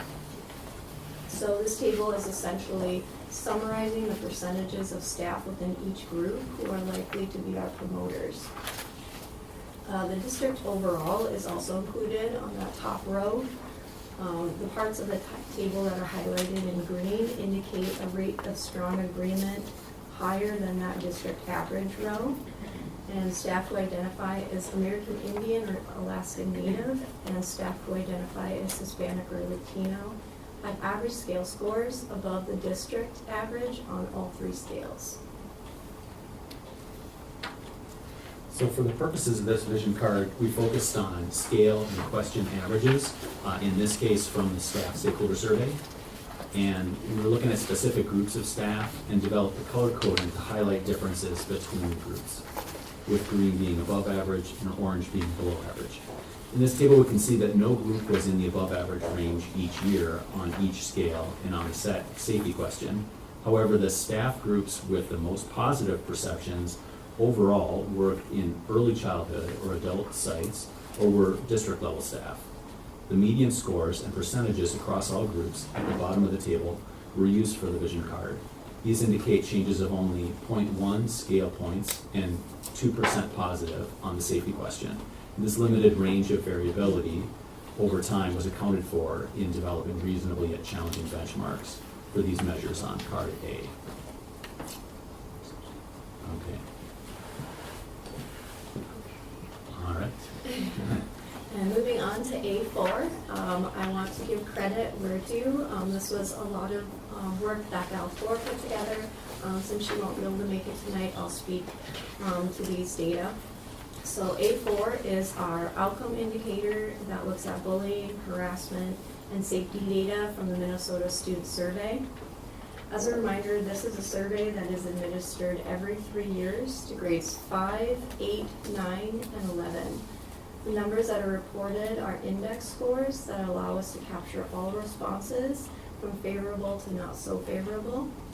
And for the bullying and harassment portion, the closer we get to an index score of 8.0, the closer we get to 100% of our students answering that they are never victims or perpetrators of bullying and harassment. And then when we look at the safety piece, the closer we get to 7.5, the closer we get to, again, that 100% of students indicating that they feel safe at school. So, looking more deeply at the bullying and harassment, we saw a slight increase from 2019 to 2022 with an index score of 7.6 moving to 7.7.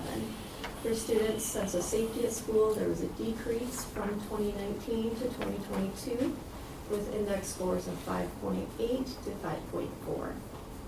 In the monitoring report, you'll find more details about the specific survey questions that were used in the analysis and trend data broken down by grade level and gender from the last 3 years of administrations, and future reporting will include data broken down by racial groups once NDE makes that data available. District data along with state data were used for benchmarking. Results from our district and that of the states were both very similar in the 2 categories and throughout the 3 years that are being reported. For the bullying and harassment category, our district's data and the state's data repeatedly had index scores that were nearly 8.0, but not quite there. So again, with an index score of 8.0, that indicates that almost 100%, or that 8.0 indicates that 100% of our students respond that they're not victims or perpetrators of bullying and harassment.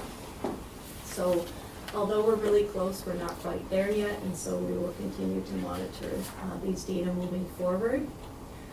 Lastly, underneath our bullying and harassment data, we can see indicator 4 is a placeholder right now for our Stop It incidents, and we will hold that until next year and when we have a full year's worth of data. Okay, so I'll speak to indicator A5, and here we're dealing with the student stakeholder survey. So moving from the Minnesota Student Survey to the Student Stakeholder Survey. And so this survey has been administered to most students in the district in grades 3 through 12 from 2015 to 2023. And this indicator includes 4 scales from the survey. The table below includes the percent positive, or the students responding yes always or mostly yes for each of the questions on the scale. The Student Stakeholder Survey was not administered during the 2021 school year due to pandemic. But from 2015 to 2023, the largest increase was in the classroom respect scale, especially questions about teachers listening carefully and student behavior meeting teacher expectations. Over this period, student perceptions of belonging decreased by 2.6% overall, including a 4.6% drop on the question, I feel like I belong at school. Hand it over to Jen again. So I'll talk through the Family Stakeholder Survey scale, which is titled Safe, Welcoming, and Inclusive Learning Environments. And this survey, again, was conducted in the spring of the 21-22 school year, and it was distributed to a random group of parents and families, I should say, with children enrolled in the district, and 949 families responded. The same calculation steps were used here in this scale as were in previous vision cards where the Family Stakeholder Survey is reported, where the average within groups is calculated, and then we take a median across those groups to prevent too heavily weighting a certain group. So we can see that based on the survey scale, 76% of the respondents selected often or always when considering the items within the scale.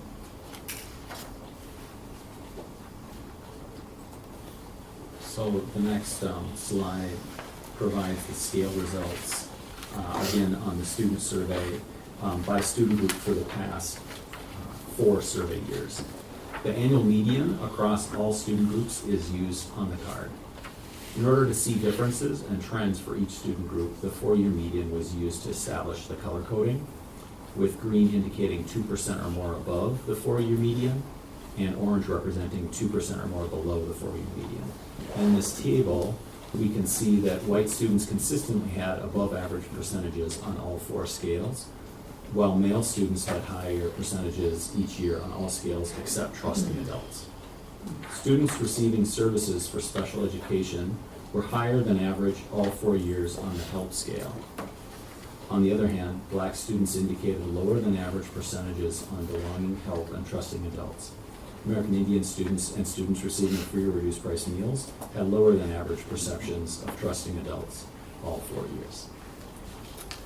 Right, and back to the family stakeholder survey.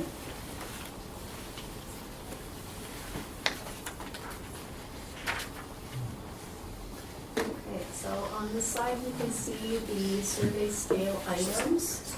They're a little bit small, but the two survey items with the highest rate of positive responses were school staff treat my scholar with respect at 89%, and my scholar experiences positive representation of their identity in the school environment at 83%.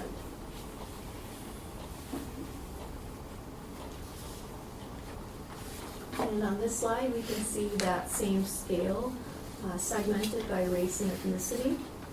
And so the highest groups here were those families who identify as Asian with a home language other than English, Hmong, or Vietnamese at 85%. Families who identify as Asian with a home language of Vietnamese at 84%. And families who identify as Black and speak an East African language in the home at 81%. And families who identify as white and speak the language other than English in the home tied that group at 81%. All right, the next steps. Well, this year's been a learning year for us as we've selected data available to us to use to fill the vision cards.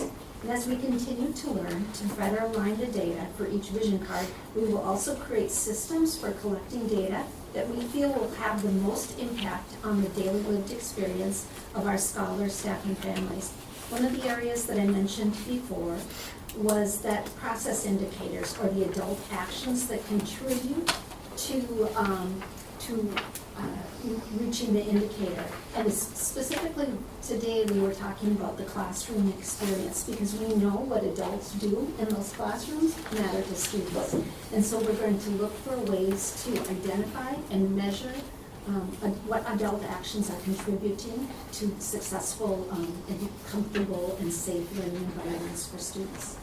Additionally, we want to make visible the through line from our district, department, and site through your operational plans to the vision cards, to ensure that the work we are doing is having a positive impact on the changes that we want to see for our scholars. And next year, in equity seminars, which are professional learning sessions for each site, we will focus on the equity transformational cycle from the book street data. And this will help sites use map and street data to identify gaps and areas for growth for program improvement. So thank you for this opportunity to present Vision Card 8 and the last Vision Card of the year. Great. Thank you so much, Robin and Tom and Jenna and Amy. Or sorry, I'm like going too far. Yeah, they did it all. Thank you for the presentation. Questions? Yeah, I have a couple of questions just to help understand the data.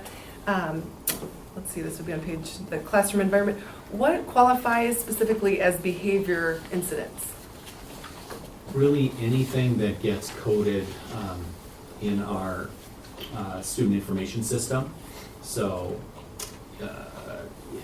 I'm trying to think about where to draw the line there, but really anything that would be counted as a disruption or some sort of an experience that students have that is involving the adults and that gets recorded within our system. I would say typically it's something that isn't resolved within the confines of the classroom with the teacher and the student. So as soon as they have to engage other adults or send the student out, that's when an incident or referral gets tracked within our different data information systems. Okay, thank you, that's helpful. And then my other question, let's see, on the belonging, help, and trusting adults, can you help me understand what is trusting adults defined as? What is that? Yeah, I can take a look at some of those questions there. I think we have them in the monitoring report.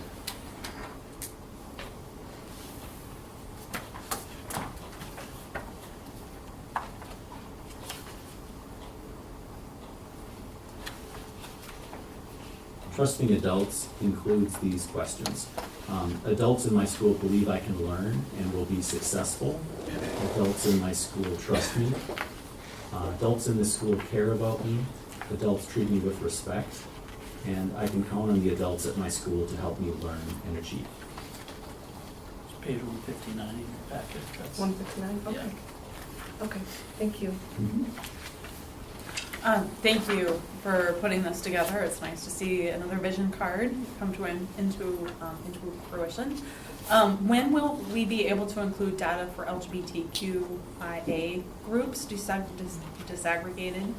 And is that information available at Equimetrics? I don't remember if they had that data or not, but while we're monitoring the progress of the LGBTQIA resolution as well as bullying, looking at the experience of different groups, and are there any other different groups that we would want to add to monitor for school climate? Sure, I can speak to that one a little bit. On the Minnesota Student Survey, all of the groups that you mentioned, they are reflected there. And so we have been waiting to get some analyses done of that data and to get the individual data files. And we just received those like over the past couple of weeks. And so that's something that we can incorporate in next year's reporting on the vision cards. Will it show data from this year? Yes, it'll show data for 2022. So the Minnesota Student Survey is only done every 3 years. Right. So at least that data will include, so we'll be able to have some trend with that. Okay, so we'll have data from the Minnesota Student Survey. Minnesota Student Survey. What about Equimetrics, and then where is the other places we're getting data from? Yeah, and then for, yeah. Equimetrics, staff are able to select male, female, and non-binary when we complete the survey. And so we will be able to disaggregate the data by those 3 groups. Can we also request that they also add another category to track LGBTQ students? I mean, I know they're growing. It's a staff survey, though. It's The not staff students. does? It's a staff survey. The Equimetrics is just staff, it's not students. Okay, Right. all right, I got it. Yeah, because it's tracking. But still. Yeah. Okay. Right. Yeah, so in terms of the, so you're saying like referencing the student survey. Yeah, I think that there was a committee, if I remember correctly, we've had some conversations about that and how to proceed on that. And yeah, we would just need we would need parent permission to have those kinds of questions, I think, included in that survey. On So the we- student survey or the family survey? So I think it just goes back to our policy, the student Okay. survey policy. You just have to review that policy. Although I think that's consistent with state and federal law, that you need parental permission to ask their student's identity. So we wouldn't be able to adjust our policy if that's law. But yet, that data exists on the Minnesota Student Survey. Yeah, and the situation with that survey is there is information that's provided to parents. They have to, go through that process of informing parents about that. Parents have the opportunity to opt out with that. There's a more extensive process with that. Okay. Are there any other avenues of gaining data on that particular experience so that we can track that? For staff, I would say For there students, are. but yeah, I mean, yeah. staff too. Mhm. I know it's a smaller number, but especially for students, like, I think probably our best avenue for right now for getting data on that is our street data methods, going into our different groups at the high schools and some of the middle schools and gathering street data from our GSAs. Yeah. okay. Thanks. On the stakeholder surveys, are there open-ended comments provided in any of those surveys? None on any of the, not on the student or the staff, but on the family, there are open-ended questions there. Are we able to access that or gather themes from it? Yep, so there's a report that went out, I believe, last year that had all of the themes that came out of those questions, and so I could send that. Great. Yep. I thought we shared that. I'd have to dust my own memory up to it. I thought we might have pushed that out. It's been a while, but I don't really remember. Thought we did though. That sound right?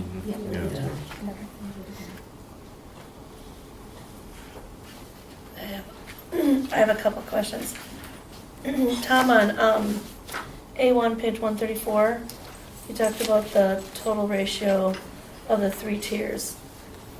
What exactly do you mean by ratio? Is it tier 1 to tier 3, or is it? Yeah, so total ratio is, there's a lot of different questions that fit into each one of those tiers. And so they're just asking about these research-based practices that are, how consistent is this to the PBIS expectations about how. So it's all of them added together and then? Yeah, and so it's all of those, and it's just, do we do this full, is this 100% implemented, or is it 10% implemented? So that's what that total ratio represents, is all of those practices across all 3 tiers. Okay, yeah, I was thinking of it differently because we want to do more tier 1 than tier 3, right? Mhm, Okay. My next question is for Robin on A2 classroom environment. I know we're in the learning phase for gathering data on essentially the process data, right? Do you have any ideas, or is there anything out there that you know of? Well, we have been talking a little bit to the union and to HR about can we take some of the information from evaluations on that piece, the classroom environment section of that domain too. So that's one thing. We also want to make sure that we're identifying those behaviors that go there, that lead to that classroom environment. And one of the things that we've done is on the stakeholder survey and on the student survey, we create some kind of promising practices from looking at those areas. We also know that really strong academics often go with safe cultures in the classroom, and looking as we look at the promising practice, the teachers that are having those really high achievement, is there some kind of component we can put in there? Also in time in the student stakeholder survey, which we do, kind of looking at all parts of that. We're still really investigating and learning about that, what would be the best way to demonstrate that, because we know it's very important. And then maybe doing some walkthroughs. Yeah, so do we have like a list from research of adult behaviors that cause that? We do, and as one of them is relationships. Yeah, absolutely, So absolutely. So we do have a list of things that we look for and have added into the different stakeholder surveys, but pulling them out and talking about what that really looks like and how do you identify that when you walk into a classroom. By any chance, did the U of M contact ASIO about their study on greetings for students? Teacher greetings, greeting the students at the door, kind of thing? We Okay. haven't had that. I haven't. That just seems like a cool thing. That's trauma-informed, culturally responsive trauma-informed strategies for SEA. Yeah, this is a different new thing that I got invited to do that I have to say no to because I don't have time. But I thought it was cool for classroom environment. That's all I have. So I also had a question on interpreting the information on page 134 with the fidelity, because I thought PBIS required really high levels of fidelity to have the outcomes that we expect. So I guess I'm just, at this level, it seems maybe consistent that we're not getting the outcomes that we might expect. Okay. Yeah, I think that there's some depth of understanding that we can still get to with that. Because from a measurement perspective, just looking at the results, that's one thing that is a really good feature of the TFI data system, is that you can actually look at results for the state as a whole and for all these various districts and get a good sense for comparison data. It's sort of like we do at the MCAs, we can look at comparison data. And so to me, the thing that is fascinating about it is that we do wind up being in the upper, 30% or maybe 25% of all those scores. And some of that is just attributed to the amount of time that we've been working with PBIS and doing the training. But I think that there's also this idea of what would it take to get to the next level. And I don't know, Amy, if you want to speak more on that. It is. I mean, I think you have pulled out an important data point that we talk about to say, here's where we're saying we're implementing with fidelity, but also here are the outcomes for our students. And so, we work with our PBIS site leaders, 5 to 6 times a year and have those conversations and talk about how do we coach them to go back into their own scores to say what are those 2 or 3 areas that you really want to work on. And so this is ongoing work that continues, but you have raised up, data points that we continue to look at as well and continue to work with our site teams around those conversations. So when you do these assessments and seek input, are there any common barriers to staff feeling that they are able to implement with high fidelity? Are there barriers we need to remove? And I think maybe Heather was kind of touching on this at one of our last meetings, but if people aren't getting to that level of high fidelity, like what's the reason why? Is there that they don't have time? That there's some other type of barrier to them being able to get to that level? Yeah, I'd say, in a typical year, there's kind of a flow to a year, and as you start out the year strong and really teaching those high expectations and what each school has is their 5 expectations around PBIS. And then as the year continues and behavior might increase and there's just different demands on curriculum and so on and so on and so on, that then taking that time, like at the trimester breaks, to say, okay, now I really need to revisit all of those high expectations and do the reteaching that needs to happen. And so part of that too is how do we continue to provide that support for our teams to make sure that continues. It's not just a beginning of the year thing and hope that our students continue to maintain that understanding, but it is also about constant reteaching. Can I share a couple of thoughts? I'm really happy you asked that question because it's something that is not only showing up here, but it's a legislative piece that I want to point out. One of the many things that was strengthened in the legislature was there's going to be an MDE, MTSS framework. Well, we've had a handful of years or more now, our MTSS work is positioned better than many are. And even on the PBIS thing, you're going to hear later this week that we have 8 schools that got recognition across the state. So that tells me there's many other places struggling even more than we are. And there's also new legislative language around non-exclusionary discipline that we're going to have to figure out. So the whole concept is prevention and other effective strategies than moving kids out of school with no alternative because they got to come back. And so that's kind of I think the underpinnings of that. But there's lots of logistical questions we have around it, right? Yeah. So my point of that is, we are trying to get to higher outcomes, literacy and math outcomes, right?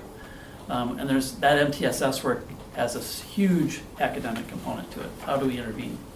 How do we do better with all kids, and then how do we intervene better? So you kind of have that academic and behavioral piece. And what I like about what you're trying to do here, and we'll see how it plays out as you get into next year's data, we know what works. We all read The Violence Project. It's relationships with kids. And some of the barriers are the physical and mental health and well-being issues, the physical safety and the psychological safety challenges every school district's facing, and how are we tackling those things, right? While we have a staff shortage situation. So those, we have those things compounding.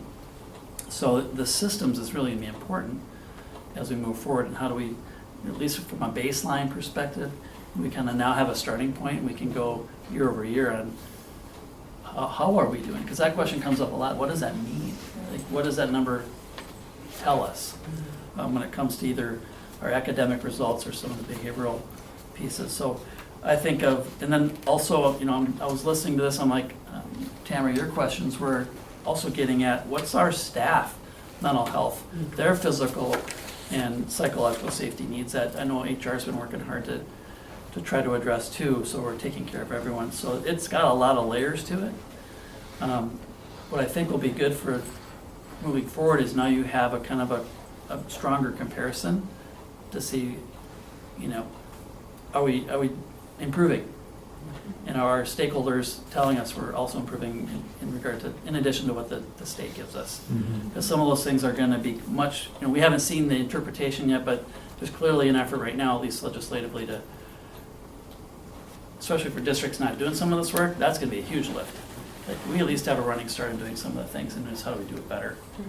So I don't know if that helps, but those are the high-level comparisons or connections that I'm seeing tied back to this vision card. So we because it comes back to when we started, the vision cards are all about accountability and measurement.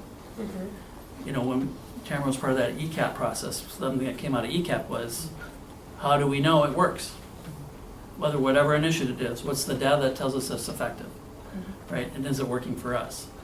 So we're trying to get closer to, does the data tell us that it either is or isn't, and, you know, then we make adjustments and changes.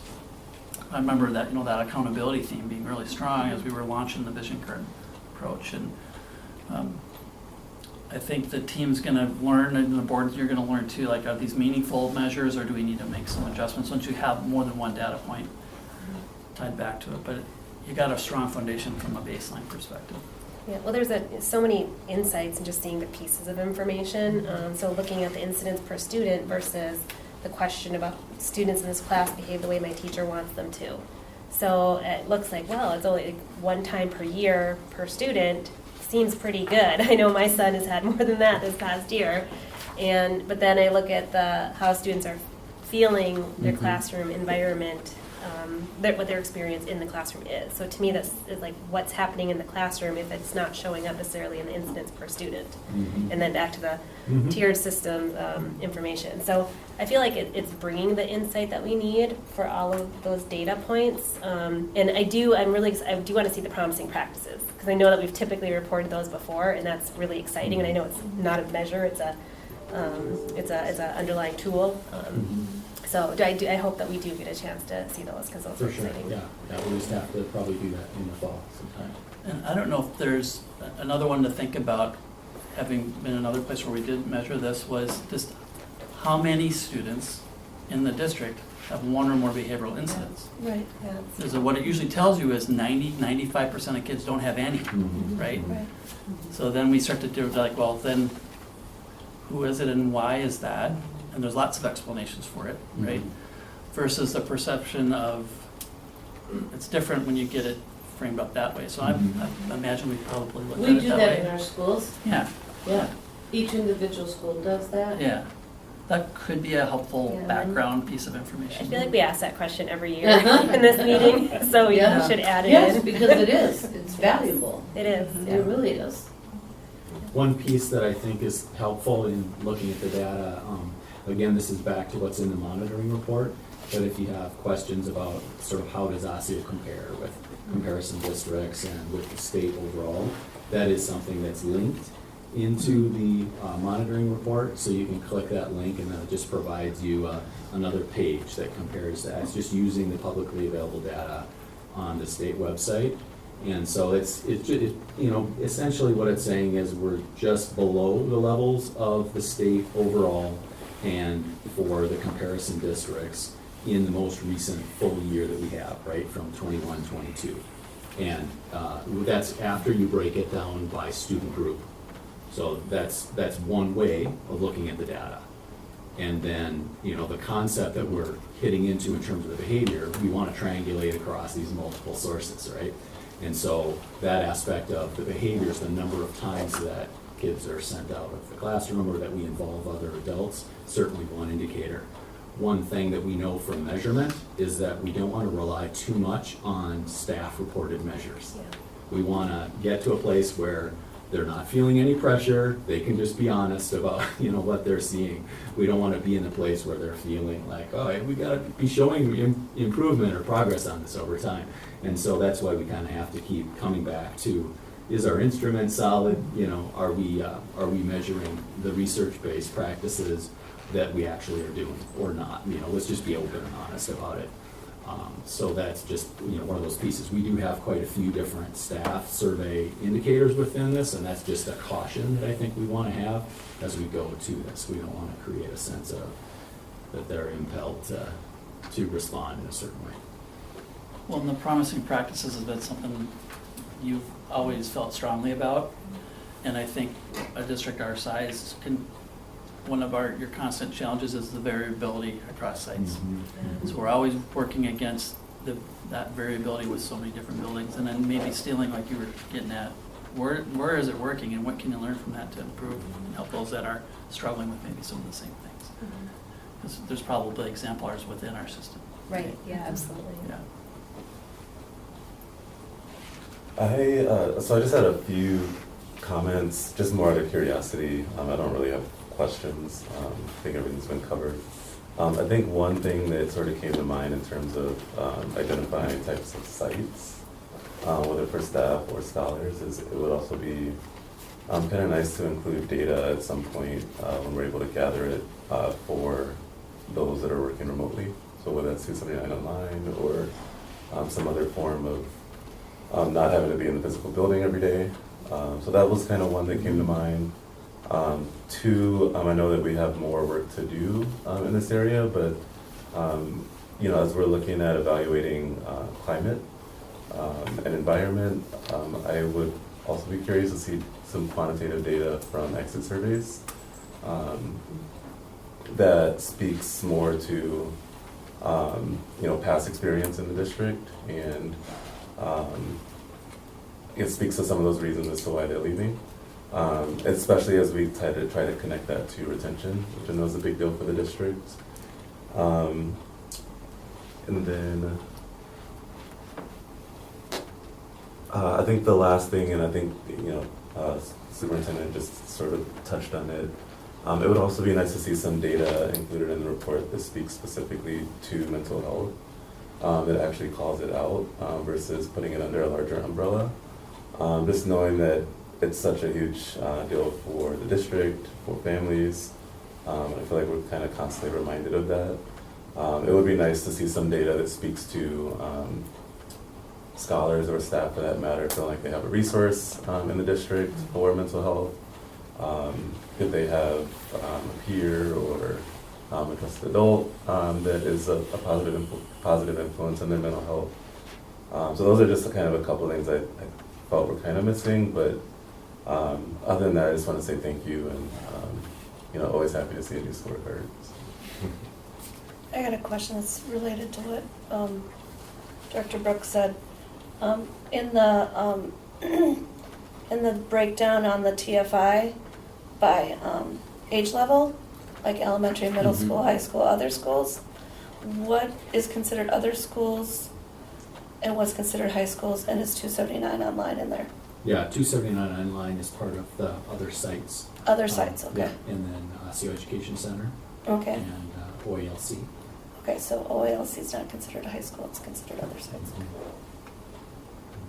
I was just noticing that those schools have a much lower TFI than the elementary and middle.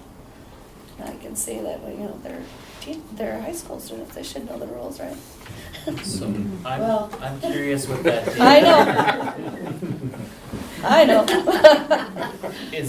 Do we have the ability to break that out? Because there is great differences between all those programs in that other space. Just knowing how much emphasis and focus around PBIS is in 279 online, compared to what that might look like in a high school alternative program versus like Osseo Education Center. You're looking at very different needs and uniquenesses within each of those learning communities. Go back to different kinds of barriers. For each. Well, I do think that there's always more opportunity for climate survey and the type of questions we ask, and do teachers, do our staff members feel like they're able to bring their best every day? Because as we assess if students are able to thrive, I think that's so crucial that our staff and teachers feel that they are able to thrive and it's a work environment. I know a lot of corporate climate surveys kind of dig more into that. Do they feel valued? Do they feel like their contributions make a difference? And I think that is tied to teachers staying in the profession and staff staying. So I would love to continue to see more opportunity in how we look at our climate surveying, and maybe it's just a completely different type of climate survey than what we do here. And then going back to what you said, Tom, that we want people to be open and honest. Like this, we don't want people to feel that they're being penalized or punished or disparaged because of results. The results are our starting point. It gives us the information we need for the to make our district better for everybody. So I love that you had said that and pointed that out, and just continue to reinforce that all the way through the system, that this information is feedback is a gift, that we need this so that we can all keep doing our best every day. since Kelly's in the room, and I won't see Kelly that many more times, Kelly Wilson, we've met twice this spring, what we're calling our safety and security committee, I guess, between EMO and the district, just to begin to share information back and forth, ask questions, really begin to identify issues together.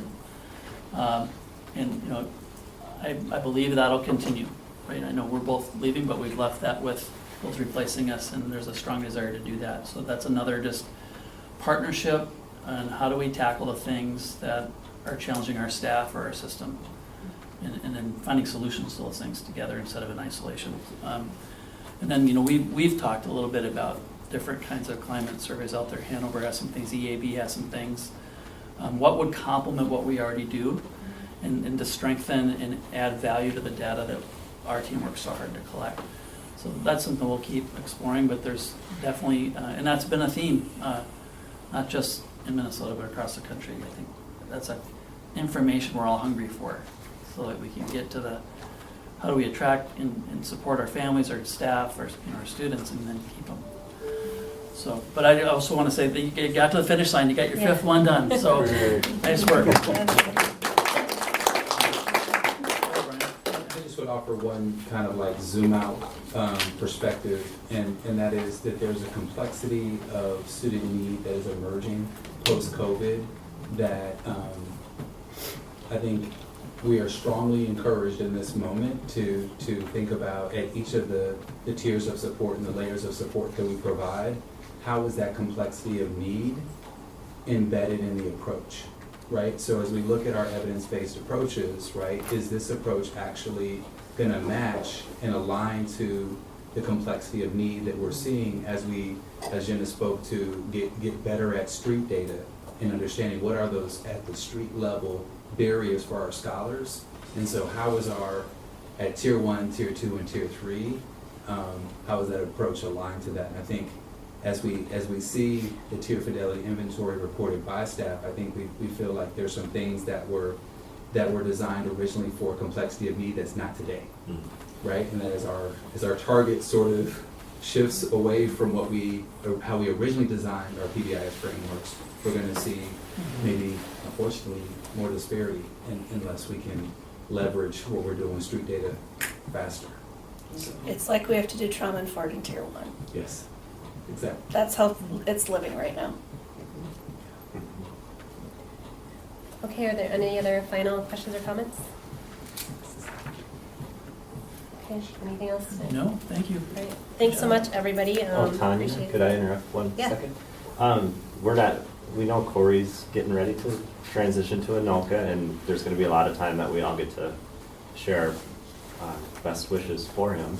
But Cabinet's been chatting, and we think today is the last day all 9 of us are going to be in the room at the same time together. Oh, wow. Before Corey leaves, we were doing a little Not that far away. Yeah, non-workday vacation things, and we think this is the last night all 9 of us are So we together. want to sing you a song? Yeah, we were going to do a dance. Steve's gonna lead it.